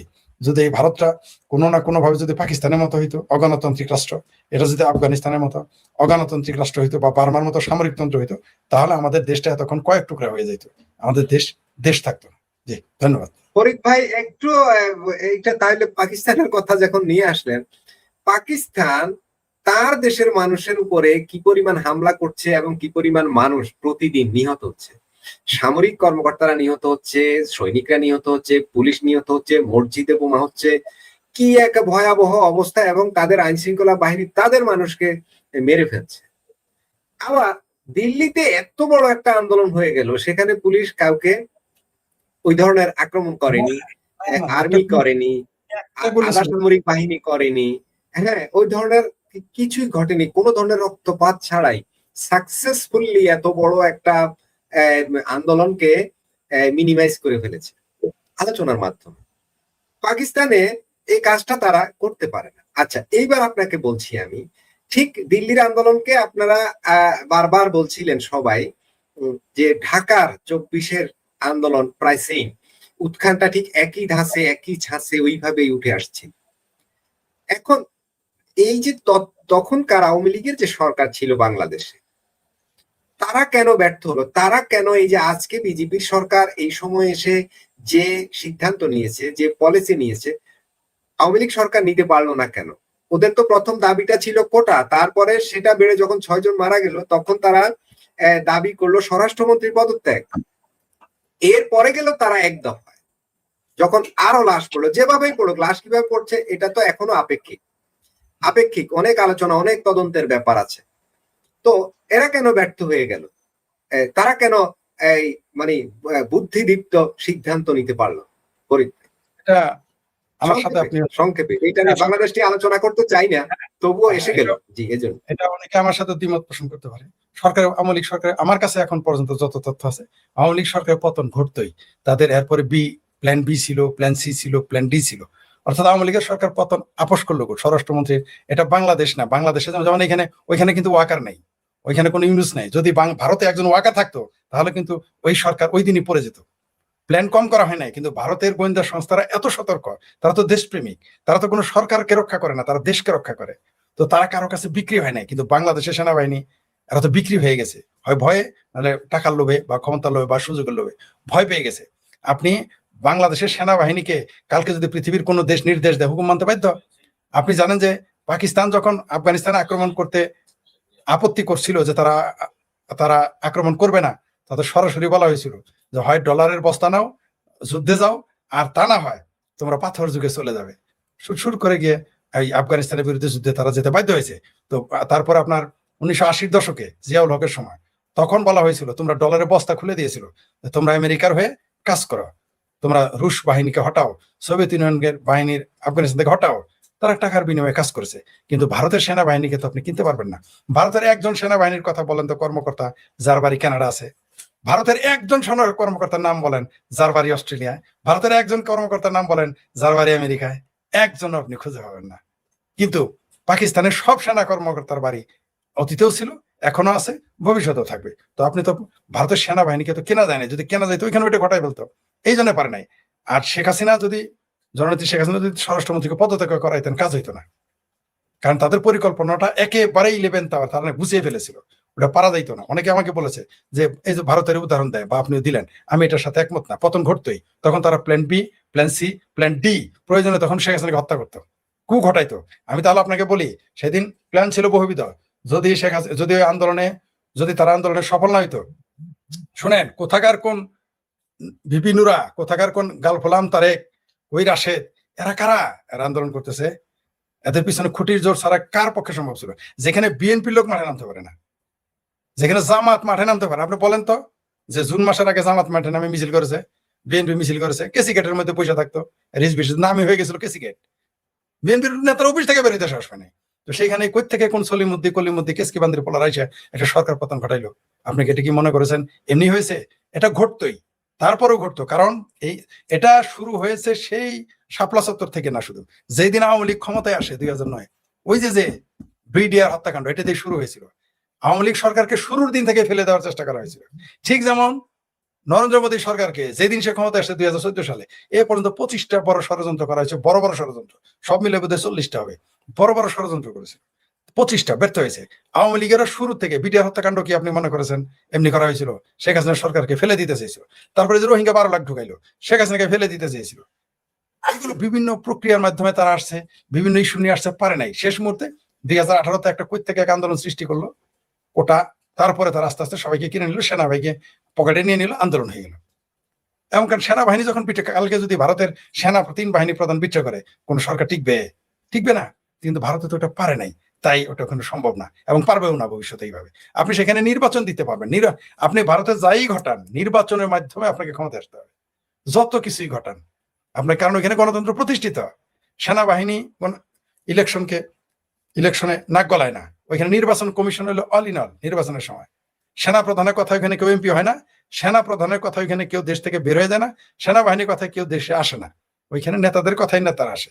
সেই জন্য ভারতে আপনি সফল হতে পারবেন না। এমনকি 5 লক্ষ লোক আসলেও না, 10 লক্ষ লোক আসলেও না, এমনকি গুলাগুলি হইলেও হয়তো না। কি হয়তো মধ্যবর্তী নির্বাচন দিত, নরেন্দ্র মোদী ঘোষণা দিয়ে দিবে। আর বাংলাদেশের মতো তো আপনি দল নিষিদ্ধ করতে পারবেন না। যারা ক্ষমতায় যাবে গিয়ে কি বিজেপি নিষিদ্ধ করতে পারবেন না। তো বাংলাদেশে তো এটা সম্ভব। বাংলাদেশেও যদি আওয়ামী লীগ নিষিদ্ধ না করতো তাহলে কি হইতো? ফলাফল তো উল্টা হইতো। বিরোধী দল কে থাকতো? কমপক্ষে বিরোধী দলে তো আওয়ামী লীগই থাকতো। তো এগুলো আন্তর্জাতিক ষড়যন্ত্র ছিল। যেই দেশের কূটনীতি দুর্বল, যাদের নেতৃত্ব আরোপিত, অর্জিত না। বাংলাদেশ আপনি দেখেন তো, শেখ হাসিনার নাম ছাড়া আওয়ামী লীগের যদি 300 এমপি থাকে, 5 জন হয়তো নিজের যোগ্যতা এমপি হয়। আর 295 জনই তো শেখ হাসিনার নামে বা নৌকা মার্কার নামে এমপি হয়। বিএনপিও সেম কেস। খালেদা জিয়া তারেক রহমানের 300 এমপি হলে খালেদা জিয়া তারেক রহমানের নামেই 295 জন এমপি হয়, 5 জন হয়তো নিজের যোগ্যতাতে হয়। এগুলো তো অর্জিত না, আরোপিত। তো ভারতে তা না তো ভাই। ভারতে যারা আসে ম্যাক্সিমাম, বলবো না যে সবাই অর্জিত, তা না। ভারতে 540 জন এমপি রয়েছেন। এই 540 জন এমপির মধ্যে 500 জনই নিজের যোগ্যতাতে পাশ করে আসে। তাহলে আপনি দেখেন মেজরিটি কত? আর 40 জন হয়তো কারণ নামে চলে আসে, কিন্তু 500 জন তো 500 জন না, ধরেন ওখানে অর্ধেক নিজের যোগ্যতায় পাশ করে। আপনি এটাকে কি মনে করেন? যোগ্যতা না? ধরেন ওখানে 500 না, 250, যেখানে বললাম যে 540-এর অর্ধেক যা হয় তা অন্তত আসলো। মনে করেন 270-75 জন নিজের যোগ্যতা এমপি হয়েছে, তারা কি কারো কথা মানবে? যার নিজে ভোটে এমপি হওয়ার যার যোগ্যতা আছে, সে সেনাবাহিনীর কথা মানবে? কখনোই মানবে না। সেটা পৃথিবীর যে কোনো দেশ হয়। আমি যদি আমার এলাকার এমপি হই, আমি ডিসিরা মানবো নাকি? আমি সেনা কর্মকর্তারা মানবো নাকি? আপনি যদি আপনার এলাকার এমপি হন, জনগণের ভোটে আপনি ডিসি, আপনার এলাকার যে কমান্ডার থাকবে সেনাবাহিনীর, তাদের কথা, ওই কথা আপনি মানবেন না? সচিবের কথা মানবেন না? সচিবের কথা, আচ্ছা আপনি দেখেন একদিন ওই যে সৈয়দ আশরাফ সাহেব, তার দেখলেই সচিবদের পাতলা পায়খানা শুরু হয়ে যেত, তাইতো না? মঈনুদ্দিন খান আলমগীর, তার দেখলে সচিবদের পাতলা পায়খানা শুরু হয়ে যেত। কেন হইতো? কারণ তারা এমপি, তারা নিজেরাও যোগ্য এবং এমপি হওয়ার যোগ্যতা তারা রাখে, তারা ভোটে পাশ করে আসে। আপনি দেখেন তো, আপনি দেখেন বিএনপিরও ছিল। বিএনপির যারা এরকম বড় বড় 2-4 জন নেতা ছিল না, তারা কি সচিবদের পাত্তা দিত না? তো কারণ কি? তারা নিজের যোগ্যতায় পাশ করে। নিজের যোগ্যতায় বাংলাদেশে যারা এখন হয়েছে তারা কারা? এই দেশের প্রধানমন্ত্রী মুসলেখা প্রধানমন্ত্রী, এই দেশের বিরোধী দল মুসলেখা দিয়ে আসছে। তো তারা সেনাবাহিনীর কথা বলেন, কিন্তু ভারতে কাউকে মুসলেখা দিয়ে আসে না। আপনি দেখেন যে প্রধানমন্ত্রী, একটা দেশের প্রধানমন্ত্রী দক্ষিণে যাইতে হলে তার রাজ্য মুখ্যমন্ত্রীর সাথে আলাপ আলোচনা করে যায়। এটা প্রধানমন্ত্রী। মানেটা কি? কারণ কি? যার যার যোগ্যতা। আপনি দেখেন নাই যে 15 বছর মমতা ব্যানার্জি ক্ষমতায় ছিল, কি অবস্থা হয়েছিল সরকারি দলের? কথা বলতে পারছে? কারণ ওইখানে যার যার যোগ্যতা দিয়ে তারা ক্ষমতায় আসে, যখনই আসুক, যেভাবে আসুক। বাংলাদেশের মতো না। তাই ওইখানে আপনি চাইলেও আপনি ওইটা করতে পারবেন না। আর শেখ হাসিনা, আমি কথা লম্বা হয়ে গেল, শেখ হাসিনাকে সরাইতেই আর ভয় ওগুলো এখন বললাম না, বলার দরকার নেই, কারণ এটা যেহেতু ঘটে নাই, যা হবার হয়ে গেছে। আর বহুবিধ প্ল্যান ছিল, এটা পরে জেনেছি আমরা, এই মাস 3 আগে জেনেছি যে এটা। আমিও বলতাম, আমিও মাঝে মাঝে মনে করতাম যে একটু যদি বসে আলোচনা করতো, কিন্তু আসলে তা হইতো না। কারণ পিছনে তো কাজ করতেছে আরেকজন, এইখানেও তাই ছিল। দিল্লিতেও এই ককরোচদের পিছনে আরেকজন ছিল, কিন্তু ওদের বিসি কেটে দিয়েছে আর কি। যেমন পাড়ার বিসি কেটে দিলে কি হয়? খাসা হয়ে যায় না? এদের খাসা করেছে ওই দেশের সরকার এবং সরকারের যে যারা গোয়েন্দা সংস্থা, এরা খুবই সতর্ক ছিল। সেনাবাহিনীর হোক, পুলিশ বাহিনীর হোক, এদের বহু গোয়েন্দা সংস্থা রয়েছে, তারা খুবই সতর্কভাবে মনিটরিং করতে। বললাম না যে গোপনে ক্যামেরা লাগিয়েছিল, এরা জানেই না। এরা কি মনে করছেন এমনি সরে গেছে এখন? ওইখানে কে কি করে অনেক তথ্য বেরোবে, কয়দিন পরে দেখতে পারবেন। এটা আমি বলি নাই, টিভিতে আসছে সরাসরি। এটা এমন না যে আমি মনের মাধুরী মিশিয়ে। ফরিদ ভাই, বহু দেশ থেকে খাবার গেছে ওখানে, হাজার হাজার প্যাকেট। পেমেন্ট আসছে দিল্লি থেকে, পেমেন্ট আসছে কাতার থেকে, এমনকি পেমেন্ট গেছে বাংলাদেশ থেকে। এগুলো তারা বুঝতে পারে নাই, আর তাদের নেতাদের এগুলো বলে নাই। রাহুল গান্ধীর দেখেন কয়দিন পরে জেল হয় কিনা, তার নামে দ্বৈত নাগরিকত্ব আইনের মামলা হয়েছে। এটা প্রমাণ হলে তো তার এমপিত্বই থাকবে না। এর আগেও কিন্তু একবার সে বহিষ্কৃত ছিল বিরোধী দলের নেতা হিসেবে। তো ভারত তার নির্দিষ্ট আইনে চলবে, আপনি বললেই তো হবে না। এটা বাংলাদেশের মতো করে। খুবই মজার একটা খবর আছে। খবরটা হলো, রফিক ভাই খবরটা উদা দিয়েছিলেন, যার কারণে এই যে বাশার আল আসাদকে তাড়িয়ে দিলাম আমরা, জিহাদিরা। আমরা সশস্ত্র সংগ্রাম করলাম, স্বৈরাচার, ফ্যাসিবাদ নানা তকমা দিয়ে বাশার আল আসাদকে আমরা তাড়িয়ে দিয়ে এখন আমরা সেই ইমানি, সেই জিহাদি সরকার, আমরা এখন এবার চিরশত্রু ইসরায়েলের সঙ্গে নিরাপত্তা চুক্তি করছি। শুনেন, যেই দিন এই ঘটনা ঘটে এবং এই সিরিয়া এখন সিরিয়ার ভিতরে তো এখনো ইসরায়েলি সেনাবাহিনী অবশ্যই দখল করে। বাশার আল আসাদকে তাড়িয়ে দিয়ে কি সিরিয়ানরা কি ঠিক করেছে নাকি ঠিক করেনি? মানে দেশাত্মবোধের প্রশ্নে, সবার সাথে সম্পর্ক থাকবে কি থাকবে না সেটা ভিন্ন ব্যাপার। দেশাত্মবোধের প্রশ্নে আপনার কথা ঠিক আছে, কিন্তু যে হারে চাপা মারে, যেভাবে কথা বলা হয়েছিল, এই যখন ক্ষমতায় আসলো দখল করলো আর কি বাশার আল আসাদকে তাড়িয়ে। ফরিদ ভাই আরেকটু বলি, আমার প্রশ্ন শেষ হয় নাই। এইটার সাথে সৌদি আরব ইসরায়েলকে অলরেডি স্বীকৃতি দিচ্ছে, ইমিডিয়েটলি দিয়ে দিচ্ছে, সব ফাইনাল হয়ে গেছে। মার্কিন যুক্তরাষ্ট্রের সাথে একটা পরমাণু চুক্তি হচ্ছে, পরমাণু প্ল্যান করবে, বিদ্যুৎ উৎপাদন করবে, হ্যান ত্যান এগুলো। এরপরে চলছে পাকিস্তান, এরা সবাই অলরেডি ইসরায়েলকে অলরেডি স্বীকৃতি দিয়ে দিবে নাকে খত দিয়ে। পরিস্থিতি ওদিকে যাচ্ছে, ইভেন বাংলাদেশ, আমারও মনে হচ্ছে যে ইভেন বাংলাদেশ সেই মিশন ওভাবেই কাজ চলছে। আপনার কাছ থেকে শুনবো ওই যে সিরিয়ার কথা। জি জি জি, আগে বলি এইগুলো আমি সিরিয়ার কথা আমি তখন লিখি নাই, কারণ তখন তো এটা ঘটে নাই। আমি বলেছিলাম যে পাকিস্তান বাংলাদেশ এবং আরব কান্ট্রি যারা, বাংলাদেশের কথা বলি নাই, যে এগুলো পাকিস্তান সহ সবগুলো ইব্রাহিম অ্যাকর্ডে সাইন করবে। মানুষ আমার পাগল বলছে, তাই বলে সৌদি আরব? জি, কারণ কেন সাইন করবে? বাধ্য হবে, বাধ্য। ইসরায়েলকে স্বীকৃতি দিবে তো দিবে, আব্বা ডাকতে হবে, আব্বাটাকে স্বীকৃতি দিতে হবে। এগুলো আমরা আগেই জানি। তখন বলছি বলে আমার হাইরে গালাগালি, মানে আমাদের পক্ষের লোক আমার গালাগালি দিয়েছে, কেউ আবার গালাগালি জানে, বলছে ফরিদ এটা কি করে শোনে, কি আজগুবি কথাবার্তা বলো। কিন্তু এখন দেখেন তো, শোনেন, আপনার মনে থাকার কথা, 2বার ইসরায়েলি বিমান পাকিস্তানের আকাশে নয় জমিনে নামছিল, ইতিহাস বলে। বাংলাদেশ ইউনিট সরকারের সময় ইসরায়েলের বিমান আসছিল, ভুলে আসছে, এই সমস্যা ওই সমস্যা আসছে, ভুলে বুঝি ইসরায়েলের বিমান বাংলাদেশে আসে, ভুলে বুঝি ইসরায়েলের বিমান পাকিস্তানে নামে। আপনি আমার বলেন তো, ভুলে কেন বাংলাদেশ ভারতে নামলো না? ভারতের সাথে তার রাজনৈতিক সম্পর্ক, কূটনৈতিক সম্পর্ক, না নেমে বাংলাদেশ আর পাকিস্তানে কেন নামে? তখনই আমি বলেছিলাম, তারও আগে, বিমান নামার আগেই বলেছিলাম, যেগুলো হয়ে যাবে। কারণ শোনেন, আপনার যদি মেধা না থাকে, যোগ্যতা না থাকে, প্রযুক্তি না থাকে, জ্ঞান না থাকে, বিজ্ঞান না থাকে, গণতান্ত্রিক অবস্থা না থাকে, ওই দেশ কোনোদিনই টিকতে পারবে না। ওই দেশের কোনো ভ্যালুই নাই। এই যে দুবাই এত ধনী, কি লাভ? সৌদি আরব এত ধনী, কি লাভ? আবার শক্তি, আবার বলে যে ওদের তো শক্তি নাই, তাই পাকিস্তানের শক্তি আছে, সো হোয়াট? কি করতে পারবে? তাদের অর্থনৈতিক ভিত্তি আছে? পারমাণবিক বোমা কি খাবেন ভাতে খিদা লাগলে? আপনাকে বাধ্য করবে তারা। এবং দেখেন এই যে যুদ্ধ, মিডল ইস্টে তারা কি সুন্দর ছক বসায় রাখছে। এই যে ইরান, দেখেন এখন ইরান, আমি বলেছি ইরান জুজুর ভয় দেখিয়ে কিন্তু কাজটা করে নিতেছে তারা, যে তুমি পারমাণবিক বোমার অধিকার, ওই কিছুই পারমাণবিক বোমা বানাইতে দিবে না, ওই পাকিস্তান থেকে 50টা নিয়ে সৌদি আরবকে দিবে। বুঝতে পারছেন? এখান থেকে নিয়ে 50টা সৌদি আরবকে দিবে, যেন পারমাণবিক বোমা দিলাম। ওইটা আরেক, আবার বলে রাখি, সৌদি আরব যেদিন নিজেকে পারমাণবিক বোমার অধিকারী ঘোষণা করবে, তার মানে হলো মুসলমানেরা আরো বেশি বিপদে পড়বে। ঠিক যেমন পাকিস্তান ভিখারিস্তানে পরিণত হয়েছে পারমাণবিক বোমা হাতে পাওয়ার পরে, সৌদি আরবে পারমাণবিক বোমা যাওয়ার পর দেখবেন মিডল ইস্টের অবস্থা কি হয়। মিডল ইস্টের অবস্থা কিন্তু আগামীতে 30 বছরে মিডল ইস্টের অবস্থা খুবই জঘন্য পরিস্থিতিতে যাবে তারা। মানে তারা একেবারেই ইসরায়েলের হাতে কথায় উঠবে আর বসবে।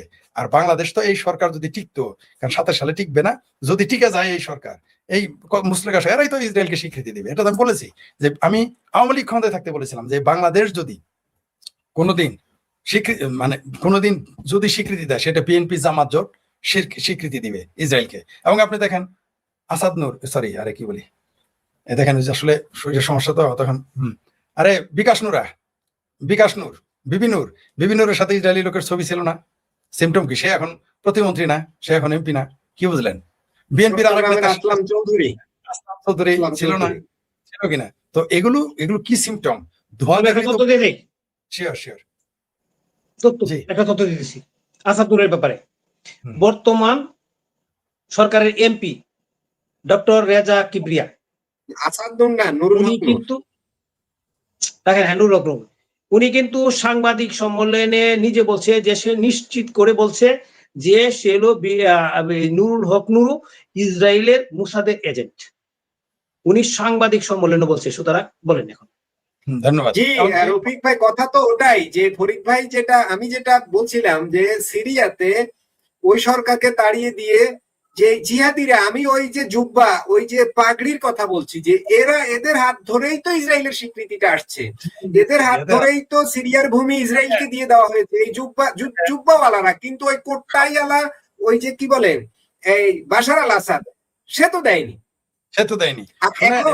এখন পাকিস্তান, সৌদি আরব এবং বাংলাদেশও দিতে হবে, যেটা দেখছি আমরা পরিস্থিতি। তো শেখ হাসিনা বা বঙ্গবন্ধুরা তো দেয়নি, দিতেছে কারা? ওই ইসলামিস্টরা, ওই জুব্বা, ওই পাগড়িওয়ালারাই তো। একটা উদাহরণ দেই, আর একটা ছোট্ট উদাহরণ দেই। আপনার কি মনে হয় 2001-এ নিজামী হইলো, জামাতের হইলো তখন শিল্পমন্ত্রী, বিএনপি জামাত জোট সরকার ক্ষমতায়, আদমদি জোট মিল কোনোদিন আওয়ামী লীগ সরকার বন্ধ করতে পারতো? সম্ভব ছিল? কখনোই ছিল না। কাকে দিয়ে করেছে? বিএনপি কে দিয়ে। এই বাংলাদেশকে যদি ইসরায়েলকে স্বীকৃতি দেওয়াইতে হয় তাহলে তো এদেরকে আনতে হবে। আপনি দেখবেন 1 সপ্তাহ থেকে 1 মাসের মধ্যে কখন বুঝবেন পাকিস্তান স্বীকৃতি দিতে যাচ্ছে? হঠাৎ করেই দেখবেন পাকিস্তানের মৌলবীদের সুর পাল্টে যাবে। এছাড়া জিহাদি না, সারাদিন গালাগালি করে, এরা হুট করে বলবে যে ইসরায়েল তো মুসলমানদেরই ভাই ছিল, ইহুদিরা তো নবীরও জায়গা দিয়েছিল। তখন ওই যে আরে সেই মদিনার সনদের দোহাই দিবে, এই যে মদিনায় নবী দেখো অসম চুক্তি করেছিল, এই জন্য আমরা যেমন বাংলাদেশ এখন বলে না যে দেশের স্বার্থে গম বেশি দামে কিনতেছি, তখন বলবো ইসলামের স্বার্থে ইসরায়েলের সাথে চুক্তি করা হচ্ছে। দেখেন আপনি এই ধরনের ফতোয়া খুব শীঘ্রই বাংলাদেশেও আসবে। অলরেডি জামাতের নেতা বলছে না যে আমেরিকা তার পরীক্ষিত বন্ধু, আমেরিকার আরেক বন্ধুকে ইসরায়েল। আচ্ছা, আমি যদি বলি যে যে মাসুদ ভাই আর রফিক ভাই আমার পরীক্ষিত বন্ধু, তাহলে আমার বন্ধুরা কি আপনার শত্রু মনে করবে? বলেন আগে। অথবা আপনি যখন ঘোষণা করবেন শেখ ফরিদ হলো, শেখ ফরিদ আপনাদের দুইজন আমজনতার বন্ধু, তাহলে আমজনতার যারা বন্ধু তারা কি আমার দুশ্মন মনে করবে? তাহলে আমেরিকার বন্ধুকে, পরীক্ষিত বন্ধুকে জামাতের আমেরিকা, আর আমেরিকার পরীক্ষিত বন্ধুকে ইসরায়েল, ডালমে কুছ তো কালা হয়। এখন এদের দিয়েই করবে, কারণ আওয়ামী লীগ দিয়ে কি যে এখন যে চুক্তিটা হয়েছে এটাকে আওয়ামী লীগ দিয়ে করানো সম্ভব ছিল না। তেমনি ইসরায়েলের স্বীকৃতি কি আপনি আওয়ামী লীগ দিয়ে করাইতে পারবেন? আওয়ামী লীগ তো 71 সালেই সাহস পায় নাই করতে। আওয়ামী লীগ তো 71 সালে 72 সালে স্বীকৃতি। ইসরায়েল আমাদের প্রথম স্বীকৃতি দানকারী দেশ, কিন্তু আমরা সেটা স্বীকার করি নাই। কেন? যে আওয়ামী লীগকে বলবে ইহুদির দল, কিন্তু আওয়ামী লীগকে কিন্তু এখন ইহুদির দল বলেই, হিন্দুর দল বলেই ঠেকাইতে পারে না। এই অপবাদ কিন্তু ঠেকাইতে পারে নাই। বরং তখন যদি ইসরায়েলের দেওয়া স্বীকৃতি মেনে নিত, অবশ্য ছোট মুখে বড় কথা হইতেছে, আওয়ামী লীগকেই তো বলে হিন্দুত্ববাদী, ওদের ভাষায় আওয়ামী লীগই তো হিন্দুত্ববাদী। আওয়ামী লীগকে হিন্দুত্ববাদী বলা হয়। তো তখনই যদি ইসরায়েলের সাথে সম্পর্ক থাকতো, বঙ্গবন্ধু মারা যাইতোই না। যেমন হিন্দুত্ববাদী দল বলে আওয়ামী লীগকে। আওয়ামী লীগ যদি সত্যি আসলে ভারতের সাথে, মানে ভারত আওয়ামী লীগকে নিজের লোক মনে করে, কিন্তু আওয়ামী লীগের অনেকেই ভারতকে নিজের লোক মনে করে না। ঠিক ভারত যেরকম আওয়ামী লীগকে আপন মনে করে, আওয়ামী লীগেরা যদি ওরকম আপন ভারতকে মনে করতো, কারো বাবার ক্ষমতা ছিল না আওয়ামী লীগের বাইরে বাংলাদেশের ক্ষমতায় আসে, কারো বাবার ক্ষমতা ছিল না। এবং আগামী যদি কোনোদিন আওয়ামী লীগের নেতা কর্মীরা মনে করে, এখনো মনে করে না, শুনেন, উচিত কথা বললে আওয়ামী লীগের লোকে ধরো আমার কালকে থেকে আমার বাইন তালাক দিব আর ফলোয়ার হয়ে যাবো। উচিত কথা কি জানেন? ওই যে শেখ হাসিনা এখন আশ্রয় দিয়েছিল বলে ভারত বালা, তারপরে মনে মনে যদি আর 2 বছর শেখ হাসিনা কি ক্ষমতায় না আসতে পারে, এই আওয়ামী লীগের লোক বলবে যে এই 2024-এর 5ই আগস্ট এটা ভারত ঘটাইছে। এই আওয়ামী লীগেরাই বলবে, আপনি নিশ্চিত থাকেন এটা বলবে। আর 2 বছর যদি ক্ষমতার বাইরে থাকে, এমনকি ভবিষ্যতেও যে বলবে না তার কোনো গ্যারান্টি নাই। মনে করেন যে ডিসেম্বর মাসের জন্য শেখ হাসিনা ঘোষণা দিয়েছেন আসতেছেন, যদি 27 সালে আওয়ামী লীগ ক্ষমতায় আসে, আওয়ামী লীগের অনেক লোক বলবো 2024-এর 5ই আগস্ট ভারত ঘটাইছে। আর যারা বিরোধী দল তারা তো বলবেই যখনই যেই দিনই জননেত্রী শেখ হাসিনা 27 সালে মনে করেন ক্ষমতা নিল, আওয়ামী লীগ ক্ষমতা আসলো, এই যে ভাবির পোলা গ্রুপ জামাত বিএনপি, এদের দেখুন চোখের পর্দা পাল্টে যাবে। এরা বলবে কি 2024-এর 5ই আগস্ট ভারতে ঘটাইছে যাতে আওয়ামী লীগের জনপ্রিয়তা নষ্ট হয়ে গেছিল, ঠিক করার জন্য এগুলো ওরাই করছে। এগুলো বলবে তারা। আপনি দেখেন বলবে 32 নম্বর ভাঙাইছে, ভাঙাইছে, ভারত ভাঙাইছে। এই আওয়ামী লীগের লোকেরা বলবো, শুধু বিএনপি জামাত তো উল্টে যাবে। এই এরাই বলবে যেগুলো ভাঙাইছে ভারতের, এমনকি 2-4 জন আওয়ামী লীগের লোক বলবে এটা ভারত করাইছে। দেখেন আপনি, মানে যদি আবার বলি, ভারত যেভাবে বাংলাদেশ আওয়ামী লীগকে আপন মনে করে, ওইভাবে যদি আওয়ামী লীগের সমর্থকেরা, নেতারা ভারতকে ভালোবাসে, আপন মনে করতো, তাহলে বাংলাদেশ আওয়ামী লীগের আপনি কোনোদিন ক্ষমতার বাইরে রাখতে পারবেন না, প্রশ্নই আসে না। ভাই যেটা বলছেন এটা আমি অবিশ্বাস করি না, কারণ আওয়ামী লীগের ভিতরে 15 বছর 17 বছর কোন নীতি আদর্শের চর্চা হয়নি। আওয়ামী লীগ এক উদ্ভট, আওয়ামী লীগ বিএনপি হতে চেয়েছে, বিএনপি জামাত হতে চেয়েছে, আমার কাছে ঠিক এমন মনে হয়েছে, অথবা আওয়ামী লীগই জামাত হতে চেয়েছে, হেফাজত হতে চেয়েছিল। আই এগ্রিড যে জামাত বিএনপি, আওয়ামী লীগ বিএনপি হতে চাইছে, আর বিএনপি বেশি জামাত হইতেছে। অসাধারণ একটা বাক্য বলেছেন আপনি, আমি আপনার সাথে আমি এগ্রি করি।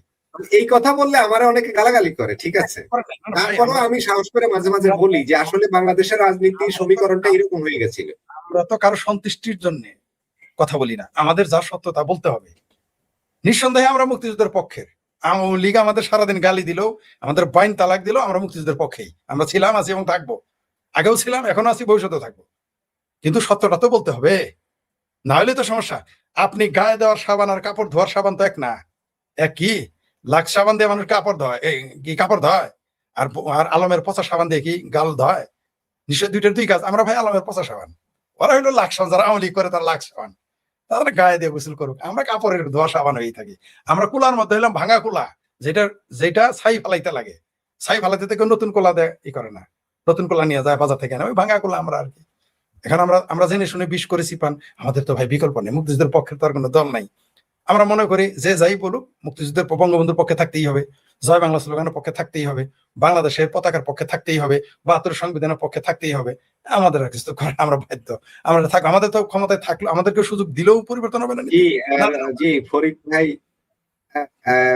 ভাই আমি রফিক ভাইয়ের কাছ থেকে একটু এই বিষয়ে শুনতে চাইবো, যে কথাটা রফিক ভাই তুলে ধরেছিলেন, যেটা হচ্ছে সিরিয়াতে। রফিক ভাই, সিরিয়াতে এই যে এবার চিরশত্রু ইসরায়েলের সঙ্গে নিরাপত্তা চুক্তি করছে সিরিয়া, তাহলে বাশার আল আসাদকে তাড়িয়ে দিয়ে এই যে যুব্বা আলাদেরকে আমরা বসালাম, তারা ইসরায়েলের সাথে নিরাপত্তা চুক্তি করছে, ইসরায়েলকে স্বীকৃতি দিচ্ছে, ইসরায়েলকে নিজেদের ভূমি পর্যন্ত দিয়ে দিয়েছে, একটা বিশাল অংশ ইসরায়েল দখল করে নিয়ে গেছে। ফরিদ ভাই, এইটাকে আপনি কিভাবে দেখেন? শোনেন, এটা রফিক ভাইকে বলছি, রফিক ভাইকে। জি শুনেন, আমি এই পর্যন্ত আমার দৃষ্টিতে যা দেখলাম, আমার এই বয়সে যারা এই যে আপনার আন্দোলন করছে, বিশেষ করে আপনার এই মধ্যপ্রাচ্যের ঘটনাতে, তারা ওই ইসলামের নাম দিয়ে যারা আন্দোলন করছে, এরা সব সময় আমেরিকার পারপাস সার্ভ করছে। আপনি প্রত্যেকটা আপনার এই সংগঠনে এই কাজ করছে, এই যে আয়াত বলেন, যাই বলেন তাই বলেন, সব লোক আপনি এই যে আপনার লাদেনের কথাই বলেন, এই লাদেনও আপনার আমেরিকার আপনার ইয়া ছিল, প্রথম আপনার মানে আর লাদেন আমেরিকার থেকে ট্রেনিং করে নিয়ে আসছে, এবং ওই আমেরিকার বাইরে যখন চলে গেল তখনই তাকে হত্যা করেছে। মূলত এরা সবাই হলো আপনার ওই আপনার আমেরিকার হলো দালাল। এবং সুন্দর সিরিয়াটা কিন্তু একটা সুন্দর দেশ ছিল, খুব ইয়া ছিল। হাফিজ আল আসাদ যখন ছিল, তার এই বাশার আল আসাদের বাবা ছিল, তখন সিরিয়া কিন্তু মধ্যপ্রাচ্যের সবচেয়ে শক্তিশালী কান্ট্রি ছিল। আপনি সৌদি আরব বললেন না, সৌদি আরব তাদের অবস্থা ভালো ছিল, অনেক ভালো ছিল। এখন কিন্তু এই যে সৌদি আরবের কথা যে বারবার বলেন, দেখেন আমাদের দেশের এই যে মোল্লা হুজুর যারা আছে, এরা ইরানকে বলে কি হলো আপনার শিয়া। এই জন্যই অন্যান্য কান্ট্রিগুলি, যে সুন্নি কান্ট্রিগুলি ইরানের বিরুদ্ধে। আজকে আমি এই জিনিসটার জন্য তথ্য ঘাটাঘাটি করলাম, সিরিয়ার 65% মানুষ হলো সুন্নি সম্প্রদায়ের মানুষ, ইয়েমেনের 70 থেকে 75% মানুষ সুন্নি সম্প্রদায়ের মানুষ। অথচ এদেরকে যে হামলা করতেছে, এদেরকে যে ধ্বংস করতেছে এই মুসলিম কান্ট্রিগুলি, তারা কিন্তু আমাদের দেশের হুজুর মোল্লারা কিছুই বলে না। কথাটা বুঝতে পারছেন জিসিয়া? সুতরাং ওই যে আমি তো ওই যে সিরিয়ার যে প্রেসিডেন্ট, ও তো অরিজিনালি আপনার আমেরিকার চর হিসাবে কাজ করতেছে। ওই জন্যই আপনার এখানে ইসরায়েলের যে পলিসি, সেই পলিসি বাস্তবায়নের জন্য সেটা কিন্তু বসানো হয়েছে। এবং এটা করতে হবে। আপনি যে একটু বললাম না, এই যে আমাদের দেশে গোয়েন্দা সংস্থা শুরু করছেন, আমি যতটুকু একটা তথ্য পাইছি, যেখানে একটা ইয়া আছে, পাকিস্তানের উপরে, পাকিস্তানও গেছে, পাকিস্তানের উপর চাপ সৃষ্টি হয়েছে, সৌদি আরবের উপরে চাপ সৃষ্টি হয়েছে, এবং এটা বাংলাদেশ, এই দেশগুলি খুব তাড়াতাড়ি আপনার ওই সৌদি আরব যখন আপনার ইয়া করবে, স্বীকৃতি দিবে, তখন আমাদেরকেও ওই দেশগুলিও ইসরায়েলকে স্বীকৃতি দিবে। স্বীকৃতি দেখ, সেটা আমার কোনো প্রশ্ন না। প্রশ্ন হচ্ছে গিয়া, সৌদি আরব স্বীকৃতি দিলে আমাদের স্বীকৃতি দিতে হবে, সৌদি আরব স্বীকৃতি দিলে আমরা স্বীকৃতি দিতে হবে, তারা কি আমাদের দেশের পররাষ্ট্র হলো? রাইট। আমি এক সেকেন্ড, 30 সেকেন্ডের উপর আপনার সাথে আমি একমত যে আমরা ইসরায়েলকে স্বীকৃতি দেব, কে দেবে না আমাদের ইচ্ছা, দিলেও আমাদের ইচ্ছা, না দিলেও না। কারো দ্বারা বায়াস্ট হয়ে, কারো দ্বারা হ্যাঁ বলা, কারো দ্বারা না বলা, দুইটাই ভুল। আমরা স্বাধীনভাবে বলবো। যদি কারো, যেমন বঙ্গবন্ধু তখন ভয় পেয়ে গেছিলেন নতুন রাষ্ট্র, কিন্তু আমাদের পরবর্তী নতুন রাষ্ট্র গঠিত হয়েছে, কিন্তু পরে আওয়ামী লীগ বিএনপি কিন্তু স্বীকৃতি দিতে পারতো। কেন দেয় নাই? যে সৌদি আরব রাগ করবে, কেন দেয় নাই পাকিস্তান রাগ করবে, এমনকি আর আওয়ামী লীগের দেয় না যে এমনি তো আমাদের দোষ দেয় যে হিন্দু হিন্দু, আর যদি হ্যাঁ ভারতের দ্বন্দ্ব ইসরায়েলের দালাল বলবে, ভয় দেয় নাই। কিন্তু এটা কিন্তু ঠিক ছিল না। জাতীয় স্বার্থে বরং আমাদের সাথে ইসরায়েলের সাথে চুক্তি হইলে আমাদের লাভ হইতো, রাষ্ট্রের লাভ হইতো। সেটা অবশ্যই সিদ্ধান্ত নিতে হবে সম্মতিক্রমে, এবং অবশ্যই সেটা জাতীয় স্বার্থে। জি, আমি কিন্তু দেখেন, আমি এই জন্য একটা ভিডিও করছিলাম, আমি যেহেতু তথ্যগুলি পাইছি, তখন আমি একটা ভিডিও করছি আমার চ্যানেলে, যদি কম দেখে, আমি বলছিলাম ইসরায়েলকে কেন আপনার কি বলে, আমাদের হুজুররা আছে, এরা ইয়া দেখলে পাপের রাষ্ট্র। ইসরায়েলে 18 থেকে 19% মুসলিম বাস করে, তাহলে আপনার মিশরের স্বীকৃতি দিছে, এই আবুধাবি কিনা বলে আবুধাবি সংযুক্ত আরব আমিরাত স্বীকৃতি দিছে, বাহরাইন স্বীকৃতি দিছে, মিশর স্বীকৃতি দিছে, তুরস্ক স্বীকৃতি দিছে। তাহলে আমাদের সমস্যা কোথায়? আমি এই কথা বলছি। আসলে ব্যাপারগুলো হয়ে যায় আমাদের এখানে যে ধর্মীয় উন্মাদনা এমন ভাবে পাকিস্তান পন্থীরা এমন ভাবে তৈরি করে, আর এটাকে বিএনপি সাপোর্ট দেয়, এই জন্য এরা কি সুবিধা পায়। এখন বিএনপি কিন্তু ওই ফাঁদে পড়বে, আরো পড়বে। এটা আপনার সামনে অপেক্ষা করেন, অনেক কিছু দেখতে পারেন। আর একটা জিনিস বলে দিই আপনাকে, আমি এখন একটা দৃঢ়ভাবে বলে দিই, এই দেশ আর সেই ট্রেকে আসবে না। আমি নিশ্চিতভাবে, আমার দীর্ঘদিনের বয়সের, আমার এক্সপিরিয়েন্সের, আমার চিন্তা চেতন থেকে বলছি, এই দেশ আর এই ট্রেকে ফিরে আসার কোনো সুযোগ নাই। এখন আপনি পিছনের দিকেই যেতে হবে, আর কোনো রক্ষা নাই। আপনি ওই যে মধ্যপ্রাচ্যের কান্ট্রিগুলি দিকে তাকায় দেখেন বাংলাদেশ কোন দিকে চলে গেছে। হয়তো বাংলাদেশের মানুষ ভদ্রতা সভ্য দেখে এই জন্য আপনার এই গৃহযুদ্ধের যে ব্যাপারটা বলে অনেকে ফরিদ ভাই বলে ফেলায় এই পজিশনে হয়তো যাবে না, আর ওরা অস্বীকার করতে পারেন। এমনও হইতে পারে ওই আওয়ামী লীগে মানে এই যে পক্ষের যে লোকগুলি আছে, মানে ওই যে যারা এখানে আপনার এখন মানে ইয়ে করতেছে পাকিস্তান বাংলাদেশকে ওই গৃহযুদ্ধের দিকে ঠেলেও দিতে পারে। কারণ দেখা গেল এমনও হইতে পারে ওই যে আওয়ামী লীগের যে লোকগুলি আছে তাদেরকে নামা দিতে পারে অস্ত্র দিয়ে, তারা এই বর্তমান সরকারের পতন ঘটানোর জন্য। তো বর্তমান সরকারের লোকও নামবে অস্ত্র নিয়ে, তাহলে গৃহযুদ্ধের বাকি তো থাকবে না। মানে আপনার যেহেতু আপনি কথা শুনবেন না, আপনাকে ওই লাইনে নিবে, ওই লাইনে নিবে যেটা আপনারা বঙ্গ করে রাখবে। সারা জীবন পা চাটবেন সিরিয়ার মতন, সারা জীবন পা চাটবেন লিবিয়ার মতন, সারা জীবন পা চাটবেন হলো আপনার ইরাকের মতন, এই স্টাইলে নিয়ে যাবে আপনাকে। এতে কোনো আমার রক্ষা নাই। এটা আপনি এই জন্য বলছি যে আমি নিশ্চিত করে বলতে পারি এই দেশ আর সেই ট্রেকে সেই লাইনে তো আমরা অলরেডি চলে গেছি। রফিক ভাই কি বলছেন? আমি তো বললাম চলে গেছি। আমরা এখন কার সাথে চুক্তি করব, কার থেকে কি কিনবো, সবই তো আমরা এখন কন্ট্রোলের মধ্যে আছি। তো আমরা ওই জায়গায় আমরা লিবিয়াতে লিবিয়ার পর লিবিয়া, বাংলাদেশ, ইরাক এখন সেম বলতে পারেন আপনি। তফাৎ আরেকটা জিনিস বলি, আপনি সার্জিও গুরু আসতেছে কি ওপেন আছে, আমরা পেপারে হেডলাইন আসছে যে বাংলাদেশের পররাষ্ট্র কোন দিকে মুখ করতেছে, কোন দিকে যাচ্ছে এটা দেখার জন্য। আর এই সার্জিও গুরের সফরটা ব্যাকআপের জন্যই আসতেছে ওই যে বর্তমান গোয়েন্দার কথা বলছেন যেটা উঠায় উঠছিলেন, যে আসলে সে কি সঠিকটা বের করে নিতে পারতেছে না, সঠিক লাইনে আছে কিনা, সেও কি ব্যাকআপের জন্য ও আসতেছে, বুঝছেন, সিআইএ প্রধান আসছে। সুতরাং আপনি ওই থেকে বেরিয়ে আসতে পারবেন, আর সুযোগ নাই।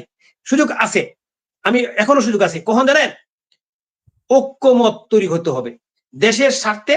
এই যে আপনার 50% মানুষের 60% মানুষ আওয়ামী লীগরে ওই যে আপনি বের করিয়া রাজনৈতিক নেতৃত্বদের তাদেরকে আপনার বন্ধ করে আটকায়া জেলে বন্দি করে আপনি দেশকে আগায় নিয়ে যাবেন, প্রশ্নই উঠে না। আপনি অটোমেটিকলি আপনার দেশ অন্যদিকে চলে যাবে। আর যদি তারা আমাদের বর্তমান যে শাসন যারা আছে তারা কি দেশ, আমি কিন্তু আমার ভিডিওতে বলছি যে ফরিদ ভাই যারা বলো ভারতের রাজনীতির কথা বলবো, আমিও সেই কথাটাই বলছি। আমাদের এই বর্তমান দেশের যারা কর্ণধার আছে তারা যদি মনে করে রফিক ভাই, আমরা শেষের দিকে যাব, আমরা কয়েকটা কমেন্ট নিয়ে নেই, তারপরে আমরা চেষ্টা করি। আমি চেষ্টা করি যে তারা যদি মনে করে দেশকে আমাদের সুন্দর শৃঙ্খল অবস্থায় আবার ফিরিয়ে আনতে হবে, তাইলে অবশ্যই একত্রিত বৈশা আমাদের দেশকে আগায় নিয়ে যেতে। আর না হয় এই দেশ আর কখনো ইয়া হবে না। কারণ আপনি এখন আমার পিটাইছেন, দেশ আগাতে হলে রফিক ভাই যেটা বলছেন আলোচনা করে আপনি দেশ আগাতে পারবেন না। ফরিদ ভাই বলছিল যদি আওয়ামী লীগ এখন ক্ষমতায় আসে তবুও দেশের পরিস্থিতি এটাই থাকবে। আপনি সবার আগে মার্কিনীদের সাথে গোলামি চুক্তি এটাকে বাতিল করতে হবে। এটাকে বাতিল না করলে ঐক্যমত জামাত, বিএনপি আর এনসিপি, আর কার ঐক্য লাগে না? তারা তো দেশের পুরো প্রতিনিধিত্ব করছে, তারা 45% মানুষের প্রতিনিধিত্ব করছে, ধরুন সর্বোচ্চ 50% মানুষের প্রতিনিধিত্ব করছে, আর 50% মানুষ বাইরে চলে গেলেন। ওই চুক্তিটাকে আওয়ামী লীগ করছে নাকি যে আওয়ামী লীগ আলোচনায় বসবে? না না না, আওয়ামী লীগ আলোচনা আমরা ছিলেন, আমরা 3 ভাই যদি একসাথে থাকি তাহলে আরেকজনের শিখে আমাদেরকে বিরক্ত করতে পারবে? যারা দেশকে লিজ দিছে, যারা দেশ বিরোধী চুক্তি করছে তাদেরকেই ওই চুক্তি থেকে বেরিয়ে আসতে হবে। তারপর দেশ রাজনৈতিক স্থিতিশীলতা থাকে। এটাই তো সেটাই তো বলতেছি আপনাকে। আপনি যদি ওই 50% মানুষের জনগোষ্ঠীর যাদের নেতৃত্ব দেয় তাদেরকে যদি আপনি তাদের সাথে আলোচনায় না আনেন, তাদেরকে যদি আপনার সমঝোতায় না নিয়ে আসেন, তাহলে আপনি কি রাজনৈতিক স্থিতিশীলতা আসবে বলেন? স্থিতিশীলতা কোথায় আসবে? ফরিদ ভাই একটা কথা বলে না, কি জানি বলে একটা, আমি ওইভাবে নিয়েছি। ফরিদ ভাই যেটা বলেছেন যে এই পরিস্থিতিতে আওয়ামী লীগকে এখন ক্ষমতায় বসালেও তারাও এই দেশ চালাতে পারবে, ইম্পসিবল। আমি সেটা বলছি, এর কারণ হচ্ছে এই দেশের নিয়ন্ত্রণে নেই। দেশটা চালাবে কিভাবে? এখানে স্থিতিশীলতা থাকলেও তো লাভ নেই। কিভাবে চালাবেন আপনি? এত সোজা। জি ফরিদ ভাই, আমরা কয়েকটা কমেন্ট নিচ্ছি। একটা কমেন্ট শুরুতে এটা দিয়েই করি। ভারতের এক শিক্ষক খান স্যার, তার সাবস্ক্রাইবার হচ্ছে 30 মিলিয়ন। আজ তার এক ভিডিওতে বলেছেন যে 2027 সালে মার্চের মধ্যে শেখ হাসিনার সরকার হবে। আসলে কি এটা সম্ভব? ফরিদ ভাই, রফিক ভাই, দুজনেই। এটা উনি এর আগেও বলেছিলেন যে শেখ হাসিনার সরকার আসবে, এখন হয়তো নতুন, এটা আগেও বলেছিল। আর আমার ধারণা ছিল যে 28 সালে আওয়ামী লীগ সরকার ক্ষমতায় আসবে, এটা বলেছিলামও। কিন্তু এখন যারা ক্ষমতায় আছে তারা এত আকাম কুকামের বোঝা এত ভারী যে তারাই আওয়ামী লীগ এবং জননেত্রী শেখ হাসিনার ক্ষমতায় আসার পথ আরো দ্রুত সহজ করে দিয়েছে আর কি। সেই জন্য 27 সালে ডিসেম্বরে তিনি জননেত্রী শেখ হাসিনা ঢাকায় আসলে এই সরকারের তো অস্তিত্ব থাকবে না। তারা ঢাকায় পা রাখা মানে এই সরকার পড়ে যাওয়া। মধ্যবর্তী নির্বাচন হবে এবং সেই নির্বাচনে একটা তত্ত্বাবধায়ক সরকারের বিল, দেখেন অদ্ভুত ব্যাপার, যে তত্ত্বাবধায়ক সরকারের বিরুদ্ধে বিএনপির তারেক রহমান, খালেদা জিয়া ছিলেন, তারা কিন্তু তত্ত্বাবধায়ক সরকারের বিল পাশ করে ফেলেছে। এরা কিন্তু নিজেদের ফাঁদ নিজেই করে ফেলেছে। না, 96 সালেও একবার এইভাবে বাধ্য হয়ে তারা পাশ করতে হয়েছিল। এইবার আরো 96 হবে, সালে। ওটা ছিল বাধ্য হয়ে, আর এবার নিজেরাই করেছে। তো তাহলে এখন একটা তত্ত্বাবধায়ক সরকার, মনে করেন যে জানুয়ারিতে একটা মধ্যবর্তী নির্বাচনের ঘোষণা হবে, সেইখানে সর্বদলীয় নির্বাচন হবে তত্ত্বাবধায়ক সরকারের অধীনে। সেই সরকারের অধীনে কি ঘটবে? নিঃসন্দেহে আওয়ামী লীগ নির্বাচনে যে যতই গল্প করুক, একটা সিট বেশি হলেও তো বেশি নিয়ে আওয়ামী লীগ ক্ষমতায় যাবে। তারা 151টা হলেই তো সে সরকার গঠন করতে পারবে, 52টা হলেই তো পারবে, এবং ক্ষমতায় চলে যাবে। এটা স্বাভাবিক কিছু না। খান জি, স্যার বলেছে, এটা অনেকেই বলেছে, একজন বলেছে, আরো দুজন বলেছে। ভারতের একজন গোয়েন্দা কি যেন লাকি বৃষ্টি নামে পরিচিত, ছদ্মনাম লাকি বৃষ্টি, সেও তো বলেছে যে শেখ হাসিনা আগামীতে 27 সালে ক্ষমতায় আসবে। সেও বলেছে এটা, শেখ হাসিনার কথা তো আগেও বলে রাখছে। জি প্লিজ। জি, ফরিদ ভাই আরেকটা কমেন্ট দেখি আমরা। ঢাকায় সিআইএ তৎপরতা মানে আওয়ামী বিরোধী তৎপরতা, এটাই চিরসত্য। এটাই, আওয়ামী লীগকে ঠেকাতে না পারলে এই চুক্তিও তো তার টিকে থাকতে পারবে না। আওয়ামী লীগ আসলে এই চুক্তি তো নাই হয়ে যাবে। ফরিদ ভাই, তাই নয় কি? এই চুক্তির কথা বলতেছেন, যে চুক্তিটা করা হয়েছে? জি না, জি। এই চুক্তি সংসদের মাধ্যমে ছাড়া বাতিল করতে পারবে না। হ্যাঁ, আওয়ামী লীগ সংখ্যাগরিষ্ঠ পাবে এবং সেখানে বাতিল। অবশ্যই এই চুক্তি কিভাবে রাখবেন আপনি? অথবা এই চুক্তি আরেকটা হতে পারে, বাতিল না করে এটা রিভাইজ করতে পারে, যেগুলো আমাদের সাথে সেগুলো রাখবে, কারণ আমেরিকারও তো মুখ রক্ষা চাই, তাই না? মানে যাতে দুইজনে উইন উইন থাকে, কারণ এই চুক্তি তো তারা আওয়ামী লীগ সরকার এটা করতে পারবে না। তবে এখানে এটা হয় রিভাইজ হবে অথবা বাতিল হবে। তবে এই বাতিল চুক্তি রিভাইজ করলে চুক্তিতে আর কিছুই থাকবে না। 106 তাহলে জায়গায় বাংলাদেশকে করতেই হবে। মাত্র 34 পৃষ্ঠা যেটা পেয়েছি আমরা, এটা তো 76 পৃষ্ঠা। সবগুলো বাকিগুলো তো হলো সিক্রেট, ওগুলো মানে প্রকাশযোগ্য নয়, ওগুলো দেখাবে না কাউকে। এই 34 পৃষ্ঠার মধ্যেই তো 106 জায়গায় আছে এই কাজগুলো আওয়ামী লীগকে করতে হবে। না, আর আমেরিকাকে করতে হবে 6 জায়গায়। তার মানে রিভাইজ করতে গেলে তো এই চুক্তিই থাকবে না, এটা তো সব তেনা তেনা হয়ে যাবে। দেশ বিরোধী চুক্তি করবে না আওয়ামী লীগ, এটা আমি আওয়ামী লীগের প্রতি আস্থা আমার আছে। যদি এটাই করতে ভাই আরেকটা কমেন্ট দেখি। সিআইএ ব্যর্থ ভারতে আরেকজন কমেন্ট করেছেন। ওনার সাথে আমি একমত না। সিআইএ ভারতে বহুবার সফল হয়েছে, বহুবার সফল হয়েছে। জি, আরেকটা কমেন্ট আছে। জিডিপি এখন 2.22 এর অঙ্কে, শেখ হাসিনার সময় ছিল 6 এর অঙ্কে। কোন দিকে যাচ্ছে দেশের অর্থনীতি? এটা খুবই গুরুত্বপূর্ণ। এই যে আমাদের দর্শক যিনি এটা লিখেছেন যে অর্থনীতি 6 থেকে চলে আসছে 2-এ, এটাই হলো আসল কথা। এই কারণেই বাংলাদেশের এই সরকার থাকতে পারে না, 6 এর উপরে ছিল তখন, উনিও হয়তো এই কারণেই শেখ হাসিনার সরকার আবার ক্ষমতায় আসবে। জি, রফিক ভাই, এটা নিয়েও সম্ভবত আপনি কথা বলেছিলেন, জিডিপি নিয়ে আপনার চ্যানেলে। এটা অলরেডি শুনেন, আমি আমার এই যে দর্শকদের বলবো যে আমার যে একটু আগে ভিডিও করছি এটার মধ্যে আছে, কিন্তু একদম স্পষ্ট করে সুন্দর বলছি, এবং এটা অনেক আগে থেকে আমি বলছি। এটা যেহেতু আমাদের অর্থনৈতিক কারণ বলছি। আরেকটা কমেন্ট একটু দেখে নি, সেটা হলো এই আন্দোলনের কারণে আগামী লোকসভা নির্বাচনে বিজেপির ভূমিধস বিজয় নিশ্চিত হলো। আমি বলি এটা মধ্যে, আমি এটা বলি, এইটা আমি কেন বলি, এটার মধ্যে আগ্রহ বেশি আমার। আমি কিন্তু অলরেডি এর নিয়ে 2টা ভিডিও করে আছি।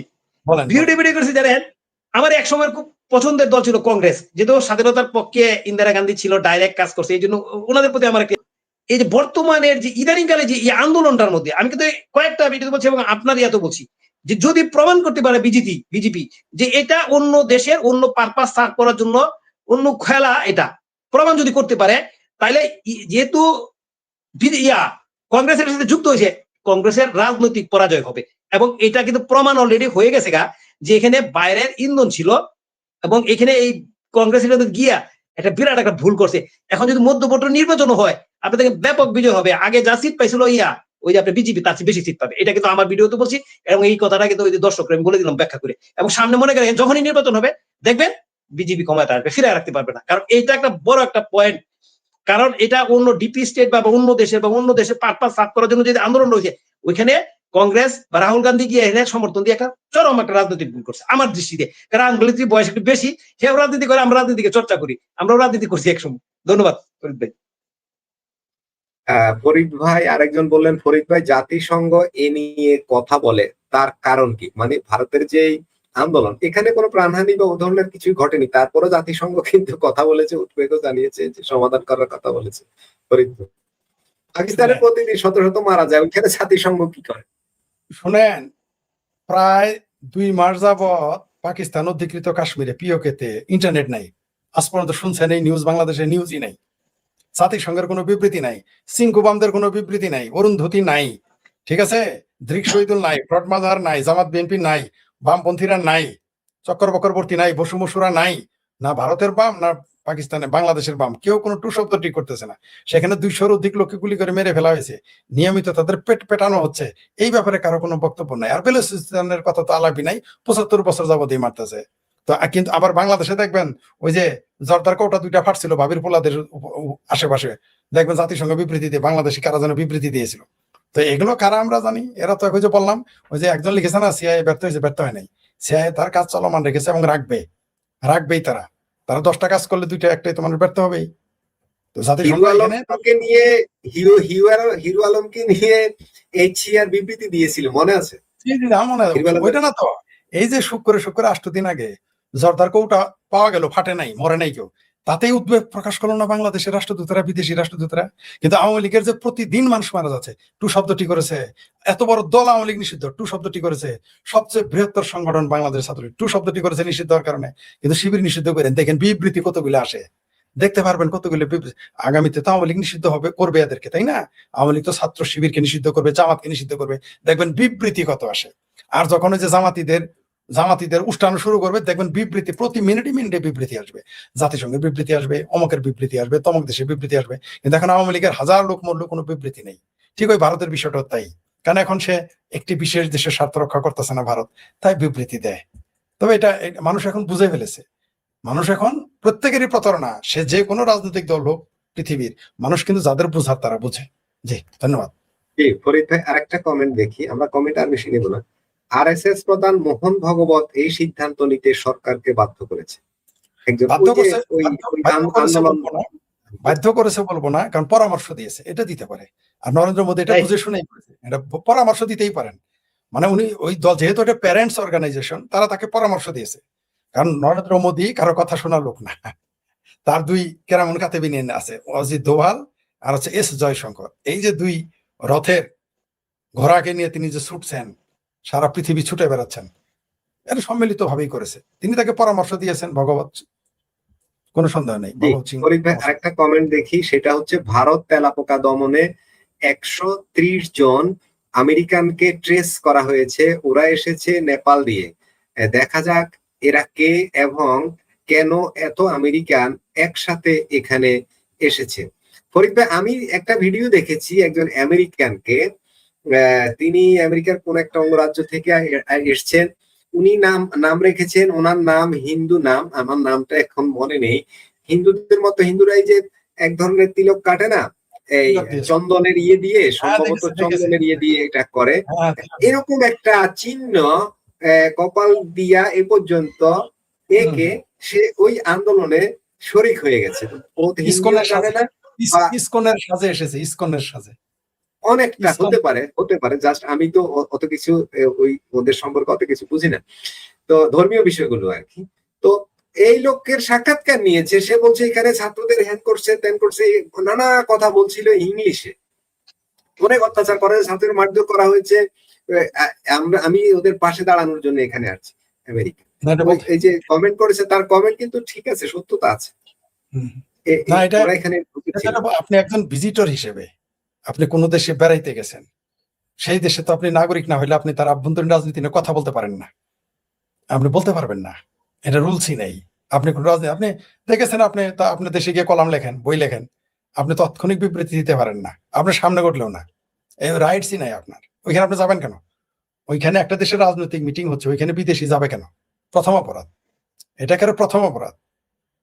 মনে করেন আপনি এখন একটা দেশে বাস করেন, মনে করেন ইউরোপে বাস করেন, সেই দেশের রাজনীতিতে যদি আপনি সেই দেশের নাগরিক না হন, ঠিক আছে, বা রেসিডেন্সিয়াল পারমিশন না পান, তাও বলতে পারবেন না। আপনি রেসিডেন্সিয়াল পারমিশন পাইলে হবে, আপনাকে ওইখানকার নাগরিক হইতে হবে, নাহলে তো আপনার আভ্যন্তরীণ, আপনার যদি এতই শখ থাকে আপনি সেটা লিখতে পারেন, আপনি কলাম লেখেন, বই লেখেন, আপনার বাধা দিবেন না, কিন্তু আপনি রাজনৈতিক আলোচনা করতে পারবেন না ওইখানে বসে ওদের সামনে, এটা আইন নেই। একটা দেশের নাগরিক আরেক দেশে এই কথা বলতে পারে না।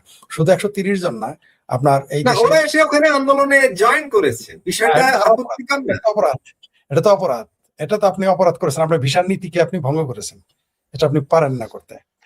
কেবলমাত্র সাংবাদিক যেতে পারে সেখানে, তাও নিজের মত প্রকাশের জন্য নয়, খবর সংগ্রহের জন্য। সাংবাদিক হিসেবে তারা যেতে পারে, তাও সেটাকে পারমিশন নিয়ে। সাংবাদিকতা করতে গেলেও ভিসাতে সাংবাদিক লেখা, পাসপোর্টে সাংবাদিক পেশায় লেখা থাকতে হবে, তা না হলে আপনি পারবেন না, সম্ভবই না। তো এটা বেআইনি করেছে তারা। জি, আর অবশ্যই বিদেশি সংযোগ রয়েছে। একজন সেলিব্রিটি তো বলছে যে তাকে প্রস্তাব করা হয়েছে, টাকা দেওয়া হয়েছে, বলছে তুমি যদি এর পক্ষে কথা বলো টাকা দিবে, বলেছে তো, তিনি প্রকাশ্য এসে বলেন। কে না জানে। আচ্ছা, আপনার একটা জিনিস, আচ্ছা আমার কথায় যদি কালকে বাংলাদেশে 10 লক্ষ লোক রাস্তায় নামে, আচ্ছা আপনি কি মনে করেন এটা আমার মুরদে হবে সম্ভব? আমাকে কে চিনে বাংলাদেশে? আমি আওয়ামী লীগের কোনো নেতা না বা কোনো রাজনৈতিক নেতা না, আমার কথা কেন 10 লক্ষ লোক নামবে?